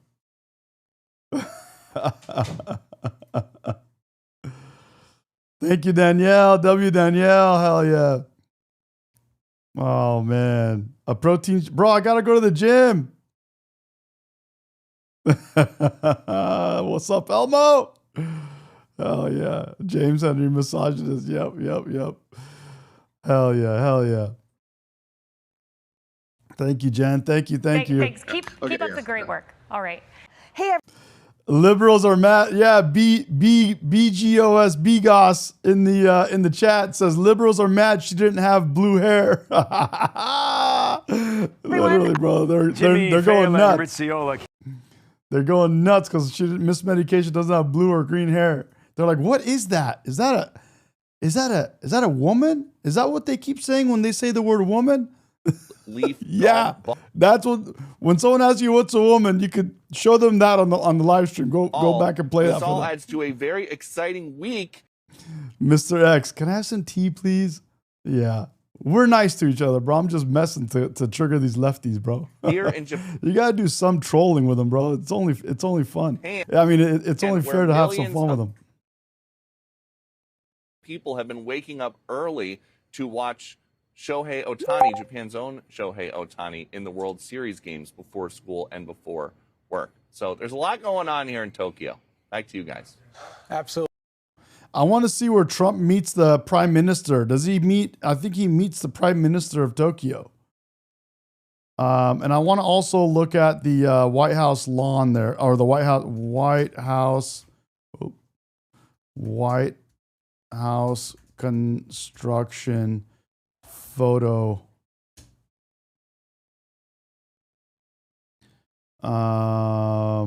Trump.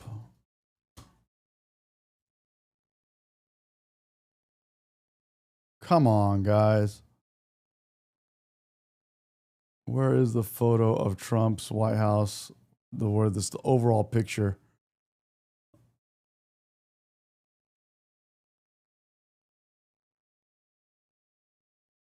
Is that the only part he's adjusting? Is that little area right there? No, can't be. Holy cow. Absolutely. It seems like they're establishing good relations. Peter, in terms of who's with the president, is it true that Secretary of State Marco Rubio still can't get into China because I think they banned him?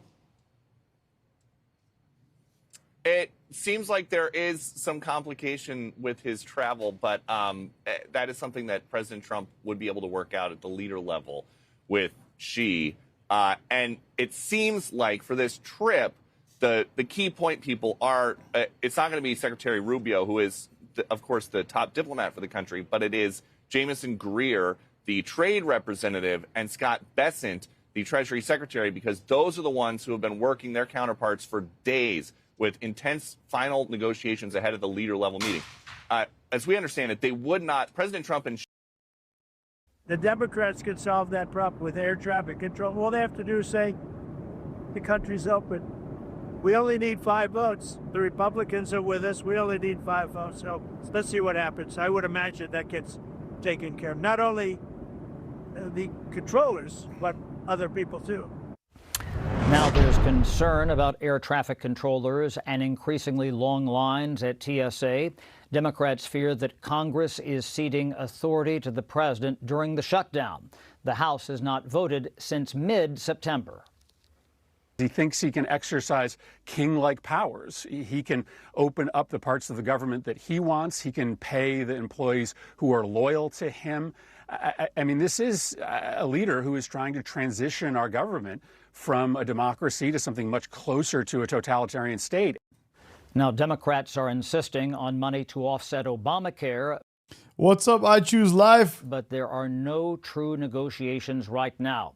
No one is quite sure how to escape from the cul-de-sac. Could you get a compromise? I mean, could you do it for 1 year? If Schumer would end the shutdown. Guys, did I call it Wayne? Wayne's name is Wayne because he likes Bruce Wayne? He likes Batman? I called it, huh? Let me see. Did he even respond to that? Did he even respond? Let's see the chat. Did he respond to my... That's... I can't... That's why he changed his name, bro. That's why he changed his name. I guarantee you. It's Bruce Wayne, bro. That's why he changed his name. His name's not even Wayne, bro. He likes Batman. I knew it. We could start working on that. Right now, we're stuck, like something in amber. We need to break the logjam so we can put these proposals in place and save money for everybody. Bruce Wayne. No, he's not, Jesse. Now, the head of the American Federation of Government Employees, Mr. Barnes, I was struck by your opening comments, and I asked to get a copy of them so I could read them and make sure I quoted them correctly. Centers at Fort Barfoot in Southern Virginia. Yes, sir. I appreciate the question. As you all know, the diplomatic security was not as impacted. Mr. Barnes, I'd actually like to go back to the exchange you had with Senator Kaine, and I wish Senator Kaine was still here. Senator Kaine and I were elected together 13 years ago. He is a friend. I would actually encourage observers to go back and listen to what Senator Kaine said, because I have to say I think was disturbing and showed much of where today's Democrat Party has gone wrong. So Senator Kaine said in this hearing that he found it a radical and dangerous notion that you would say our rights came from God and not from government. I just walked into the hearing as he was saying that, and I almost fell out of my chair. Because that radical and dangerous notion, in his words, is literally the founding principle upon which the United States of America was created. And if you do not believe me, and you made reference to this, Mr. Barnes, then you can believe perhaps the most prominent Virginian to ever serve, Thomas Jefferson, who wrote in the Declaration of Independence, "We hold these truths to be self-evident, that all men are created equal, and that they are endowed by their Creator, not by government, not by the Democratic National Committee, but by God, with certain unalienable rights, that among these are life, liberty, and the pursuit of happiness." I have to say it is stunning to me that the principle that God has given us natural rights is now deemed by Democrats some radical and dangerous notion. Mr. Jefferson was right when he wrote those words. Government exists to protect those rights. But slavery was not okay when U.S. law allowed it. It was wrong then, it is wrong now, it is always wrong.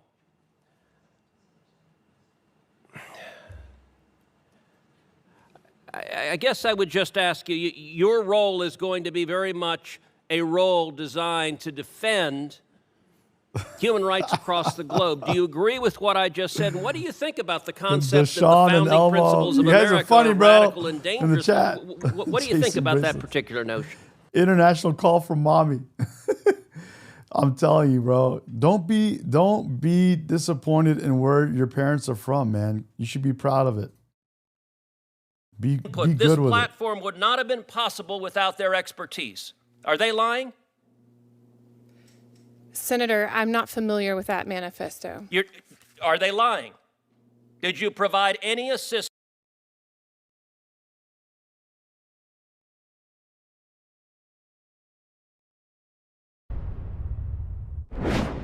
And so if it wasn't for the white people, illegal aliens and immigrants wouldn't have an American could come to. And so the whites let them in, and when they get here, they discriminate against the whites. How do you feel about that? Well, number one, I want to clarify a few things. White people came to this country, and indigenous people were already in this country. It wasn't a country, though. It exploded. There were indigenous people living here. No. She's a little haughty, huh? Oh, but they were out in the woods smoking pot. They weren't doing anything. They were living in the woods. Indeed, you don't even believe that. You yourself are cracking.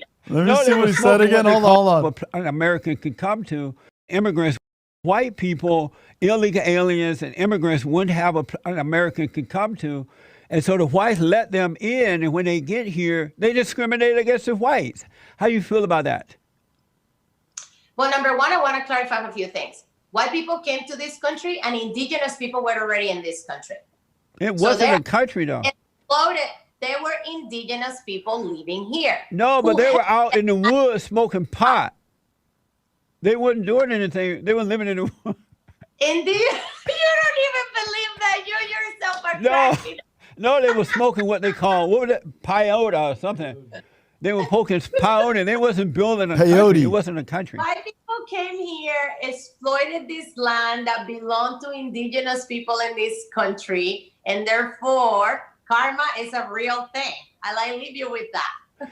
But if they get rid of the white people, they're going to do to this country what they have done to the country that they left to get here. I don't believe that. Why not? I mean, undocumented folks and just immigrants in general are the backbone of this country. Toyota. White people came here as immigrants. What are you talking about? They came here to found this country from a whole other place, escaping religious, discrimination. Like, come on. But why, if they are so smart, if the immigrants and the illegals are She's a cutie, guys. so talented and smart, why don't they build their own country? Why do they come here and turn this country into a hellhole? Because we live in a free society where we can do what we want. Isn't that your promise too? I know, but it's not their country. It belongs to white people. This country belongs to everyone here. It doesn't just belong to white people, or it doesn't belong to you either, or it doesn't belong to people that believe that certain people are better than other people. This country is for all of us. I got to heat this interview up and put you on the hot seat, but I first want to ask, you seem to be, as you say, you're a go-getter, you're a tough lady, you have degrees, and you don't. Yeah, and they want to marry me for that, according to you. Right. They'll have sex with you, but they won't marry you. But there you go. Dang. Or have kids with you. Go tell them. But let me ask, you are an organizer. Why not go back to your country and organize that country with the talent and the ambition that you have? Why not go back and organize your own country? I have started doing some efforts in Colombia as well, in my town. Uh-huh. But this is home now. I've been here. I have been here for over 25 years now. So this is home. But we are a capitalist nation, and we don't want socialist people to come here with their socialist ideas you don't and want. turn America into You a don't socialist want. society. Oh, Because you guys no. left a socialist society, you didn't like it. Why would you Colombia's come not a here to socialist create the same environment?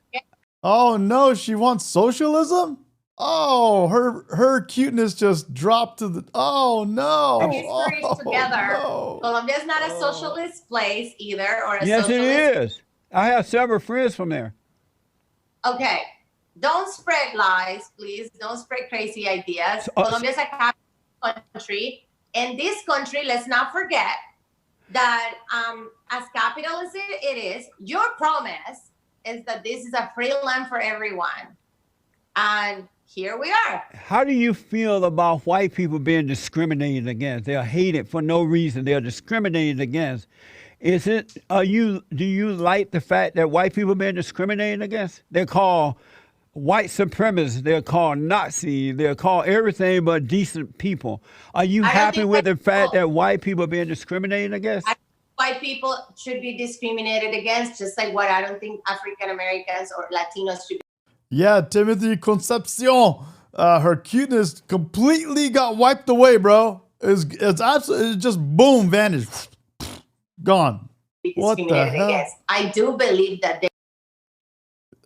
there is white supremacy here.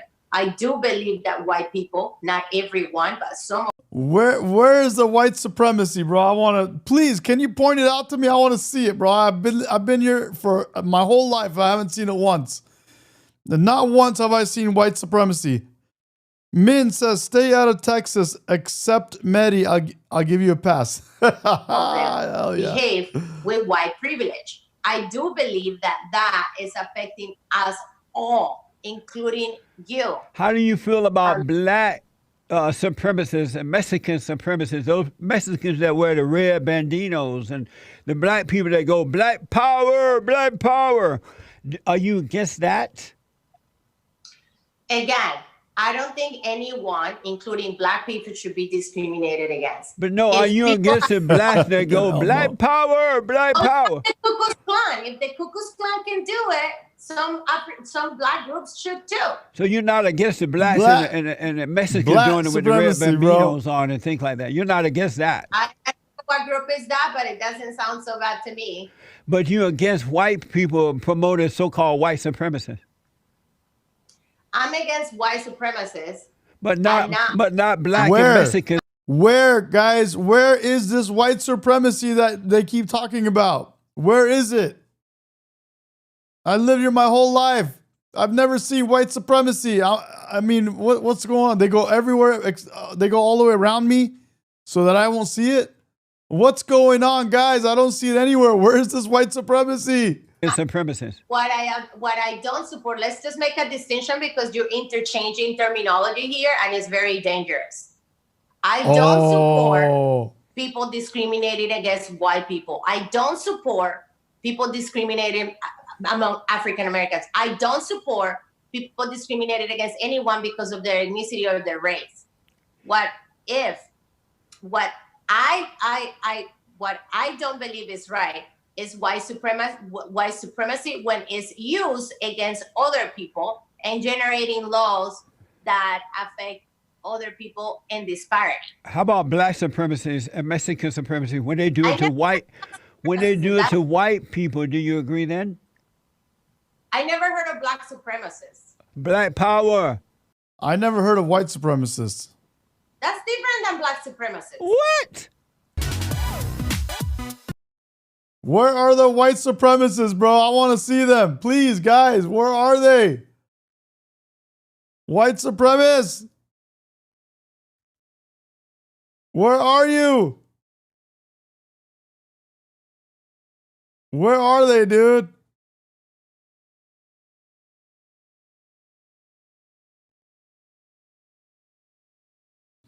Where are these white supremacists?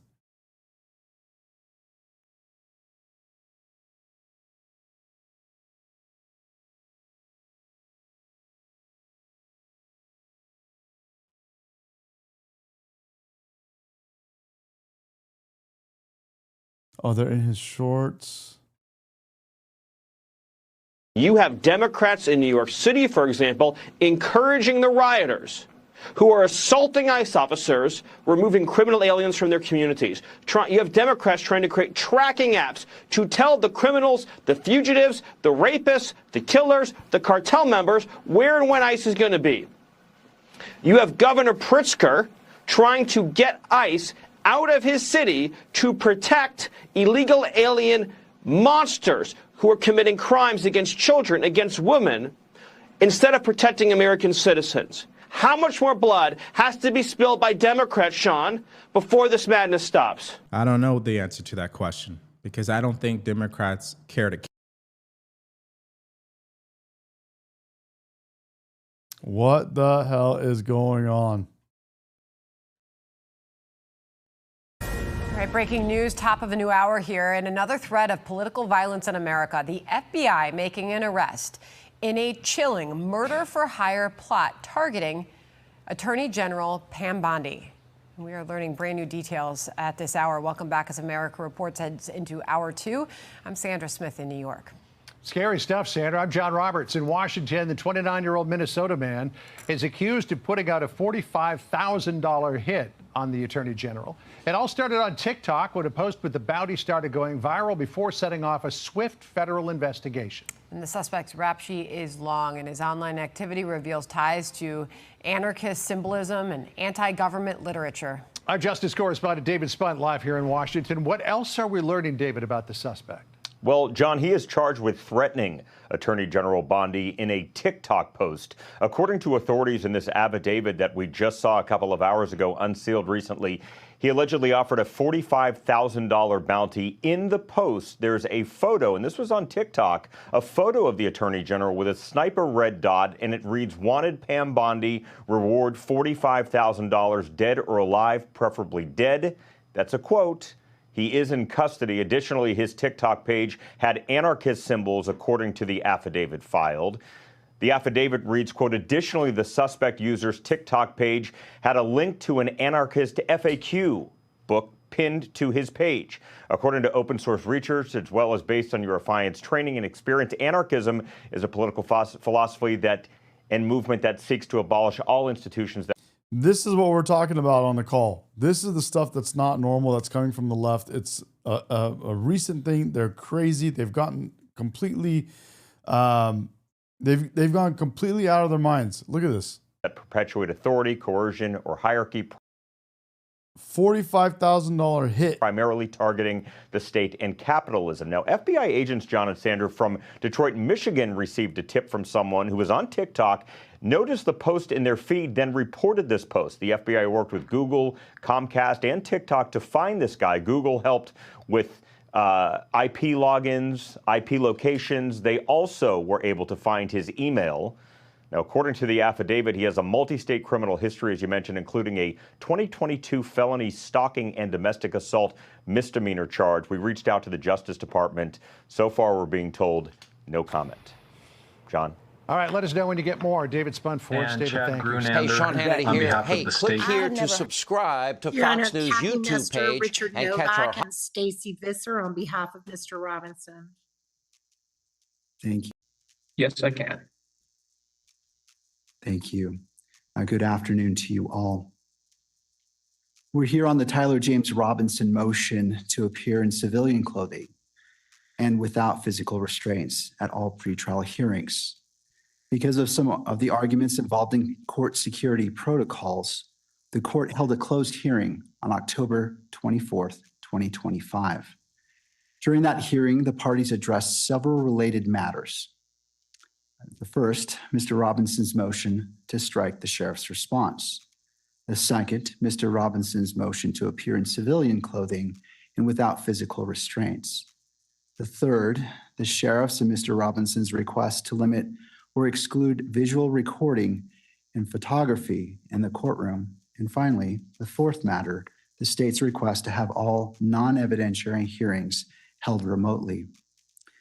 The parties have stipulated that the state's request to hold non-evidentiary hearings virtually, as well as the parties' joint request to limit electronic media coverage, both require further briefing. Those issues are not yet ready for the court's decision. To facilitate that briefing, the court directs as follows. If the state wishes to have all non-evidentiary hearings conducted via WebEx, it must file a separate motion. The court will not rely on prior briefing. The standard timelines for response and reply apply, and the parties must file a request to submit and request a hearing if desired. If the parties seek to limit or restrict electronic media coverage, they may file a joint motion. Again, the court will not rely on prior briefing. That motion must address the factors set forth in Rule 4-401.01 sub 2 of the Utah Rules of Judicial Administration. Standard response and reply times apply, and the parties must file a request to submit once the matter is ripe for decision. The court took under advisement two issues. Guys, is that what's happening? I'm confused. So they're trying to limit or stop media coverage of the trial for Charlie Kirk's murder, and then they want him to be able to be in civilian clothing, not shackled. Is that what's happening? The motion to strike and the motion to appear in civilian clothing and without restraints. Court now issues its ruling. In regards to the motion to strike the sheriff's response, the prosecution and the sheriff's department filed a joint opposition to the defendant's motion to appear in civilian clothing and without restraints. Mr. Robinson moved to strike the sheriff's portion of that filing, arguing it was procedurally improper because the sheriff is not a party. At the hearing, all agreed that the sheriff's department is not a party in this case. The state and the sheriff's office nevertheless argued that the sheriff may file memoranda as a non-party. Mr. Robinson disagreed, but did not object to the court considering the sheriff's position on security. The court finds that the sheriff's department is not a party to this case, and therefore its joint filing with the prosecution was procedurally improper. Accordingly, defendant's motion to strike the sheriff's response is granted. However, under Rule 3-414 of the Utah Rules of Judicial Administration, the court is required to coordinate courtroom security with the sheriff's department. Consistent with that rule and with the defendant's agreement, the court has considered the substance of the state's opposition and the memorandum prepared by the court security director that was attached to it. Going forward, if either party has a security concern specific to this case, they may present evidence from the sheriff's department by affidavit, declaration, exhibit, or testimony. This order does not limit the sheriff's department's ability to coordinate with the court or otherwise act as authorized by law. Turning to the motion to appear in civilian clothing and without physical restraints. The parties agree that during trial, a defendant has a right to appear in civilian clothing and that any restraints must be concealed from the jury. Mr. Robinson now seeks to extend those rights to all pretrial proceedings. The court considered each request separately. In relation to request to appear in civilian clothing, Mr. Robinson asks to appear in civilian clothing at all pretrial hearings. He argues that the extensive media coverage of this case creates a real risk of prejudice if the public and potential jurors repeatedly see him in jail attire. The state, the sheriff's department, and the court security director opposed the request, arguing that jail clothing assists with safety and identification. The court has balanced these competing concerns. The case has attracted extraordinary public and media attention. Images of Mr. Robinson in jail clothing are likely to circulate widely and influence prospective jurors. Given the scale of that publicity, the risk of prejudice is significant.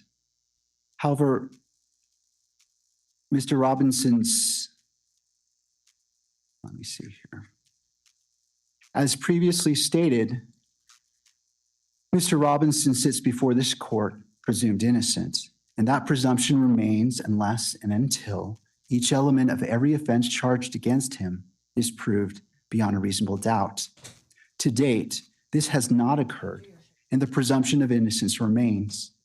Balancing these factors, the court finds that Mr. Robinson's right to the presumption of innocence outweighs the minimal inconvenience of permitting civilian attire, and Mr. Robinson shall be dressed as one who is presumed innocent. Accordingly, the defendant's request to appear in civilian clothing for all pretrial proceedings is granted. Defense counsel is directed to coordinate with the jail to ensure that this order is implemented, and the court further orders that if the clothing be provided 72 hours prior to any hearing. To the second request to appear without physical restraints, Mr. Robinson also requests to appear unrestrained during pretrial proceedings. He argues that visible restraints would prejudice potential jurors, undermine his dignity, and interfere with his ability to communicate with counsel. Rule 3. Oh, by the way, Deshaun, are you on our Discord? I wasn't sure if I saw you or not. 14 sub 9C of the Utah Rules of Judicial Administration requires that all in custody What's up, Cheryl? defendants be restrained unless otherwise ordered by the court. The court recognizes that Mr. Robinson has no criminal history and no record of misconduct while in custody. However, the charges he faces are extraordinarily serious, carrying potential penalties of life imprisonment or death. The safe Cool, bro. You don't have to. Just asking. You're welcome to join, and we share. We're on there off stream, share information, and share links that I end up putting up on the stream. Yeah, Mr. Robinson. And we chat. I can bring you on the call, put you on live if you want to talk. The attorneys, court staff, and the public must remain the court's highest priority. The emotional nature of these proceedings also raise the risk of disruption. Given these factors, the defendant's request to appear without restraint is denied. The court directs the Sheriff's Department to conduct an individualized assessment and use the least restrictive restraints necessary to maintain safety. If those restraints impede the defendant's ability to communicate with counsel or take notes, counsel may renew the motion. I wish now to also address the decorum. So he's going to be in civilian clothing, most likely, like Min said, Sunday schoolboy uniform, and but he will be in restraints. And media restrictions. To mitigate any potential prejudice, the court will amend its standing decorum order. The media will be prohibited from photographing or visually recording Mr. Robinson's restraints and from photographing or recording him while entering, exiting, or standing in the courtroom. In making this amendment, the court has considered the factors in Rule 4-401.01 sub 2. This is a high-profile case with strong public interest. Restricting the recording of restraints strikes the proper balance between Mr. Robinson's right to a fair proceeding and the public's right to access and transparency. In conclusion, the court orders as follows. Defendant's motion to strike the sheriff's response is granted. Defendant's motion to appear in civilian clothing is granted. Defendant's motion to appear without restraints is denied. The standing decorum order will be amended to prohibit any visual recording or photography of the defendant's restraints or of the defendant entering or exiting the courtroom. This constitutes the order of the court, and a written order and ruling will be published shortly. I don't think there should be restrictions on recording. They should be able to record. And I think if they're going to restrict any recording because of his restraints, then I would almost say, put him, take him out of restraints. The guy doesn't look like he's going to be a threat if we have enough, law enforcement around. But I think he should be in restraints and full recording. Defense and prosecution have stipulated to vacate the October 30th hearing. Additional time is needed to complete discovery and to file motions addressing whether non-evidentiary hearings should be conducted virtually, whether to impose any blanket restrictions on cameras in the courtroom, and any other motions that may arise. This matter is set to return before the court on January 16th, 2026 at 1 p.m. and again on January 30th, 2026 at 1 p.m. Both hearings will be heard and held in person with Mr. Robinson present to address these issues. And that concludes the order of this court. Counsel, thank you for being here. Mr. Robinson, we'll see you on January 16th and January 30th at 1 p.m. January 16th? Guys, what the hell? January 16th? It's October 27th. Wow. Wow. I thought the government filed an emergency appeal of your release order, and you were overturned by the D.C. district judge because from whether you've been nominated to the Court of Federal Claims, is that right? Yes, Senator. How many motions have you argued in the Court of Federal Claims? I have argued hundreds of motions involving complex civil claims in numerous courts. The Court of Federal Claims is not one of those courts. Okay, so the answer is 0. That is correct, Senator. Okay, how many cases have you tried in the Court of Federal Claims? I have tried a civil case in the district court for the District of Columbia. Most of my cases have been resolved on motions. None of those cases have been in the Court of Federal Claims, although they involve similarly complex matters under civil laws. So the answer is 0. That is correct, Senator. What is the? Tell me the grounds for granting a new trial in the Court of Federal Claims. All of the trials in the Court of Federal Claims are bench trials, and the Court of Federal Claims, although it is not bound by the federal rules of civil procedure, its rules mirror those rules when applicable. So it's my understanding that the same rules that would apply in the district court are also applied in that context. But if I were presented with a motion for a new trial, should I be confirmed as a James, same here, man. I'm doing what Charlie Kirk said, and I'm reading. As you already know, I'm reading. Here, let me show you. I'm gonna read pretty much all of Thomas Sowell's books, bro. I'm currently reading this one. Discrimination and Disparities. So we'll see how this goes, man. I'm loving it. I'm like already on page 100, and I'm loving this book. Incredible book. What a book. What a freaking book. Insane, bro. I already quoted the book like 4 times ever since I started reading it. the judge on the Court of Federal Claims, I would, of course, consult the rules of court of the Court of Federal Claims. So what are the grounds for granting a new trial? My understanding is that a new trial, you would have to comply with the applicable rules. I know that, but what are they? What are the grounds? You said that the rules are identical to the Court of Federal Claims and Federal District Court. I'm not sure that's accurate, but just tell me what are the grounds for granting a new trial? C.S. Lewis.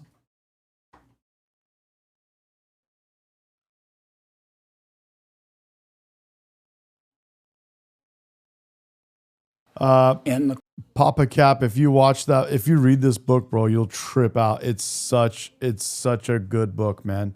It's absolutely insane. And I already literally used a couple of points out of the book to respond to people. If you were here yesterday, you would have seen I actually read it to the people that were on the phone.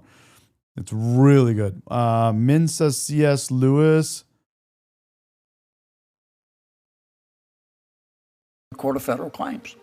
Senator, that is not an issue I have had occasion to consider before, despite my extensive civil experience and my familiarity, not only with the federal rules of civil procedure, but I've also reviewed the rules of the Court of Federal Claims. But if I were presented... Go ahead. No, you go ahead. I see one of C.S. Lewis's books is hold on, let me see here. There's the Art and Writing, C.S. Lewis Art of Writing, the Screw Tape Letters,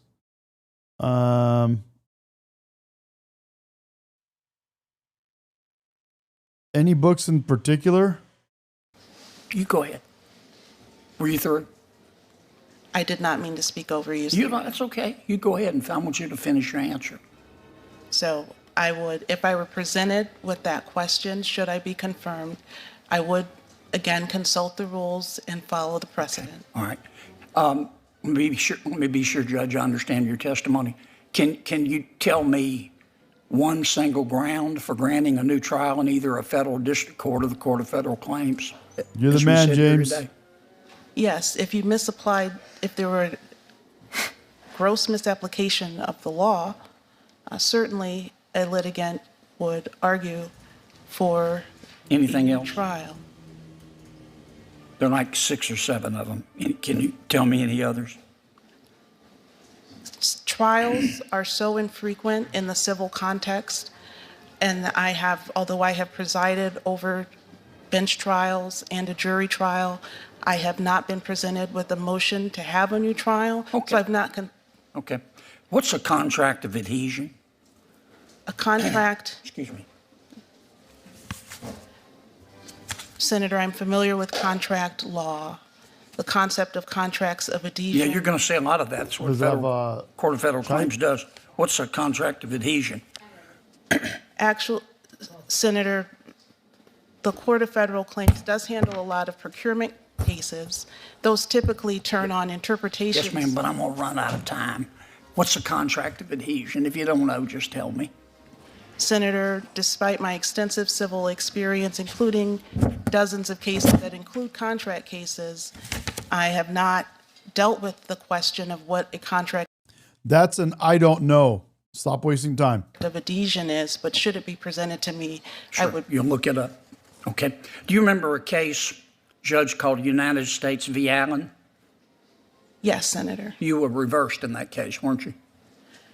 I made a pretrial detention decision for, I believe, 5 defendants. I believe that Mr. Allen was one of the defendants for whom the district judge disagreed. Yes, ma'am. But you were reversed. My pretrial detention ruling, I believe, was. Do you remember a case called United States v. Johnson? I have had multiple United States v. Johnsons. Are you referring to the pretrial detention matter? In this case, you had a defendant who was charged with traveling with intent to engage in illegal conduct with a kid. And the defendant also testified that he had, quote, had an interest in minors and even had a relationship with his daughter. You remember it now? Yes, Senator. Okay. And you were reversed in that case, weren't you? I made a narrow decision in Johnston that he should be released for 21 days so that he could, and placed on home incarceration so that he could get cancer treatment that he had been unable to receive. You wanted to let him go out for 21 days, is that correct? I don't think that's an accurate characterization. Well, that's what the district court judge said. Min, I saved C.S. Lewis to my books, my book list to read. The district court said, no way am I letting this guy out on the street for 21 days. He had been unable to receive released for 21. Yes, Senator. Did she say that he was going to be released to his home incarceration? She's saying to be incarcerated in his own home? What? Okay. And you were reversed in that case, weren't you? I made a narrow decision in Johnston that he should be released for 21 days so that he could, and placed on home incarceration. What the hell is home incarceration, guys? Right. So that that means release from jail, right? To go home. He could get cancer treatment that he had been unable to receive. You wanted to let him go out for 21 days, is that correct? I don't think that's an accurate characterization. Well, that's what the district court judge said. House arrest. That means let him go. Let him go out of jail. Let him go home. Yeah. The district court said, no way am I letting this guy out on the street for 21 days. the district court judge concluded that his life was not at risk because he had had the medical appointment that he had not had when he appeared before me before the appeal. So under those new facts, the factual predicate for my temporary release decision. Some psycho that committed some crazy crimes. No longer That's existed. not the way I read it, Judge. Do you remember a case called United States v. Voucher and United States v. Patel? You were reversed in those cases, too, from trying to let somebody go, weren't you? In those two cases, my flight risk assessment under the Bail Reform Act, I believe, was reversed by the district judge. Okay, I'm out of time. Thanks, Mr. Chairman, for your indulgence. Judge Bezos, if I could just start with you, I want to ask you about this case, United States versus Bartunik, I think it is, from 2017. Do you remember this case? I do. This is a case in which you granted pretrial release to the defendant. It was a child case. Does that sound right? Yes. Now, you said in your responses to the panel's questions that the defendant had no criminal convictions and had lived in Nebraska his entire life, and that he owned the home he was living in and was employed.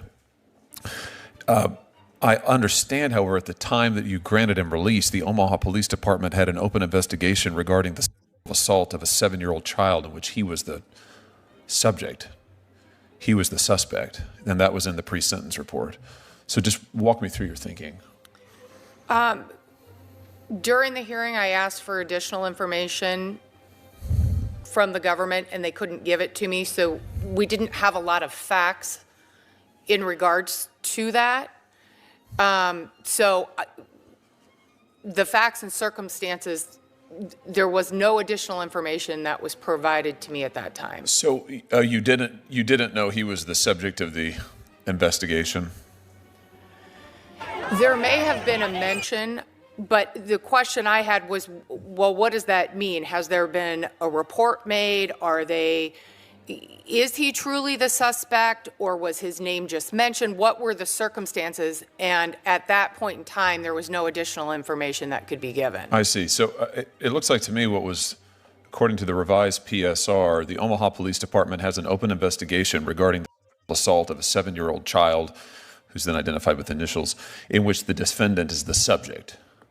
But you're saying that you thought that was not sufficient in order to guide your judgment? Was that the pre-sentence report, which would happen after sentencing, versus the pretrial report, which is what I would get prior to bond setting? Offers the following objections to the revised PSR. The defendant objects to the inclusion of any reference, and then it goes on to quote this material about the assault. So you're saying you didn't have that information? Correct. That would have been after sentencing. Okay, so you weren't the people actually responsible. So sure, my emotions get ahead of me sometimes when I see people punching down. You are a retired police officer. As a cop, did you have those same emotions that would come out at times? Tamir Rice kept the little tab on the BB gun. That's punching down. That's punching down, and I will not tolerate it. Which indicated that it was a BB gun. No. Would he be dead today? Okay. So this is a child. Situation? This is a child right here. Tamir Rice was being a man, and you were being a child, blaming a 12-year-old for the improper handling of a BB gun? That's what you're doing? You're blaming a 12-year-old child, and you call yourself a man? Out of here. Are you able to answer that question?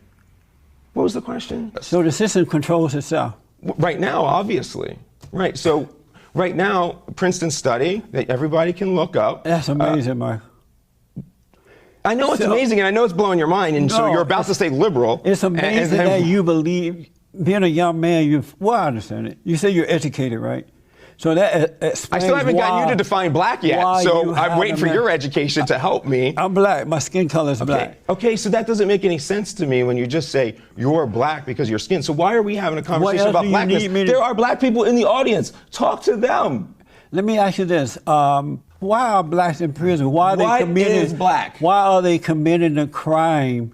If they didn't commit the crimes, would they be in jail? Of course. If you want to talk about abortion, if you want to talk about the right of women, if you don't want to talk about that, we can end the interview, and I'm happy to have had this opportunity. Let me just ask this, and then we'll move on. Do you believe that there's good and evil? I absolutely do. You do, okay. And is it good to perform abortions or evil? It's good to perform abortions when women seek them and they need them and they ask me to do it and I'm trained to do it and I provide it for them. Yes, it is good to provide for the unborn women. child? I don't know what an unborn child is. I know what a fetus is. I know what when you give birth, is you become a child. Or evil for I know the how fetus? to end a person. Is it good or evil for the fetus? I don't relate to life in terms of absolute good and evil, so I won't answer that to your satisfaction. Does it bother you that it might be evil to the fetus? It doesn't bother me at all because a fetus can't be more important than the woman carrying it. Do the same thing about pregnancies. A woman who kills her children on the inside is making a decision about another human being's life. I'm not gonna argue with you. If you want to have I've never walked out of an interview, but if you want to have a meaningful conversation, ask me some meaningful questions. Otherwise, this interview is over. I'm about to now. Okay. But I thought the whole conversation had been meaningful so far. No, because I haven't really. You haven't asked. You have. Let me ask. What is a man? What is it? Yeah. What is a man? What is a man? You don't know? Do you? Do you know what a man is? Are you one? Do you know what a man is? Are you a man? Is that your response to me? Are you a man? So that's your response to me? I'm asking you. You answer me, then I'll answer you. No, I'm asking you what is a man? Are you a man? So what is love? What is a man? What is love? What is it? What are you doing? You're not going to answer the question. I'll answer your question. You're my guy. You're the expert. You're the doctor. You're supposed to be answering these questions. Well, if you tell me what you tell me what a man is, and then I can tell you whether I believe that a man is what you think it is or whether it's not. Do you know what it is? I do. What is it? What is tell me your definition. I'll tell you if I agree with you. You're not going to answer that because we're running out of time and you're wasting my time. It's a waste of your time. Well, I can leave if it's a waste of your time. Do you want to tell me what is this a waste of your time? Clockwise is a waste of time. Okay. So you don't know what a man is? I do. What is a man? What kind of test is this? What is a man? What is a man? That's a rhetorical question. Do you consider? It's a simple question. Consider yourself a feminist? Yes, I'm a feminist. No wonder you didn't know what a man was. Okay. So you think a feminist has to be female? That is a shame, man. If I had researched, I don't know if I would have come on, but I'm glad I did. Right? That is not a man. What if you had been a Klan? How he made that quick departure, all of that. This just happened. Later on, I can exactly what I was talking about. That this is any kind of safe. Right now, it looks like he's that this is any kind of safe. Right now, it looks like he's That's exactly what I was talking. That this is calling. Do you think Deshaun saying civilians doing the cops' job? Do you think they knew what they were doing, or they just kind of moved out of the way because they saw all the cops that just kind of moved to the side or something, or was that a carpool lane that they went into? For paramedics, they're already calling for paramedics, and again, how they're going to get there, they're thinking about. Shirley is very comfortable. Is that a carpool lane? I can't tell. With the way they are handling that motorcycle, but that doesn't right mean that this is any kind of safe. Right now, it looks like he's That's exactly what I was talking about. Shirley is look like the is and yes. Exactly what I was talking about. It's any kind of safe. Right now, it looks like he's That's exactly any kind of safe. Right now, it looks like he's That's any kind of safe. Right now, it looks like he's That's exactly what I was talking about. That's exactly what I was talking about.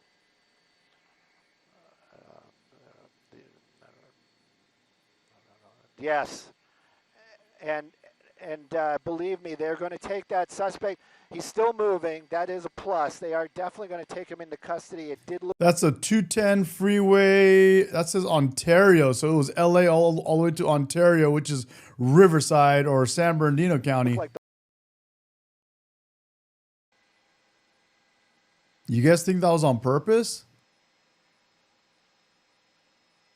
From our assignment desk that is the suspect, that it was non-practical ways. But that doesn't mean that this is any kind of safe. He's mean that this is any kind of safe. Right now, it looks like he's That's exactly what I was talking about. That's exactly what I was talking about. Mean that this is any kind of safe. Right now, it looks like he's That's exactly what I was talking about. Whoa. That's exactly what I was talking about. Yeah, they were already in the HOV lane, and then were they moving aside because they saw cops coming? So they moved aside, but they didn't see the motorcycle. It's hard to tell. They are handling that motorcycle, but that doesn't mean that this is any kind of safe. Right now, it looks like he's bro. That's exactly what I was talking about. But that does he's bro. He's bro. He's bro. He's bro. He's bro. Right now. And,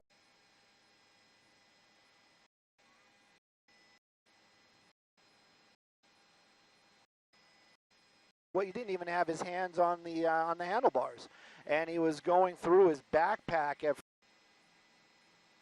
But all of this, you know, Sandy, you think about it, right? All of this over shoplifting. This all started with shoplifting. What law enforcement, what they deal with, you know, it astounds all of us every day. Shoplifting, bro. Shoplifting. Joining me now to react to the hysteria and much, much more. More important issues. The White House Deputy Chief of Staff for Policy, Stephen Miller. I honestly, maybe I'm guilty, Stephen. This wasn't a story. I mean, I think it's incredible. The ballroom is needed. It's going to be a great renovation. It didn't seem like a scandal worthy of coverage, but it has driven the news on the left. The scandal is how Democrats and the left have scarred the landscape of our country with grotesque so-called modern art that celebrates ugliness, that celebrates defacement. The tragedy is a political party and a movement that has ripped down our statues, our monuments, our holidays, our heroes, our heritage. The Republican Party under President Trump celebrates beauty again and beautification again. And just as President Trump has beautified Washington, D.C., scraping off the graffiti that has been all over our nation's capital, been all over Union Station, our areas of transit and work and recreation, now he's repairing, finally, an area of the White House that has been left in disrepair for decades. The East Wing, which importantly is not part... Guys, you know what we really need to troll the left is a Trump statue, bro. Like somewhere in that area in the White House or somewhere around there. I don't know. Somewhere around where Abraham Lincoln, a nice manual, maybe a gold statue of Trump, dude. Part of the White House. It is not part of the residence. It was a cheaply built, like a solid gold 30-foot statue of Trump. Add-on structure in the funded by Trump. Mid-20th century, which houses... That would be can you imagine that? Offices, is not a residence, nobody lives there, is badly in need of refurbishment, repair, and renovation. The White House also desperately needs... The Monica Lewinsky Ballroom, bro. That's the best ever. And has long needed a place to hold large events for Americans, for visitors, for visiting delegations, befitting the greatest nation in the world. As I'm sure you know and you've seen, your viewers have seen, in the past when large events were held at the White House, they had to erect a makeshift tent in the mud at great expense, build it up, then tear it down over and over and over again. So every time Obama held a big event at the White House, what would he do? Build a tent, fill it up, tear it down. That's absurd. We're the United States of America. We have to be able to hold events at the People's House in the United States Capitol. And very importantly, President Trump is making sure it's in the neoclassical design around which our nation's architecture has long been directed. Up until, again, recently, when we begin seeing these modern art structures, these brutalist structures, and these many other buildings that have been horrible and depressing to look at. All right, Stephen, I'd love to ask you about something that I think is a little bit more pressing. It's an incredible answer, and it's a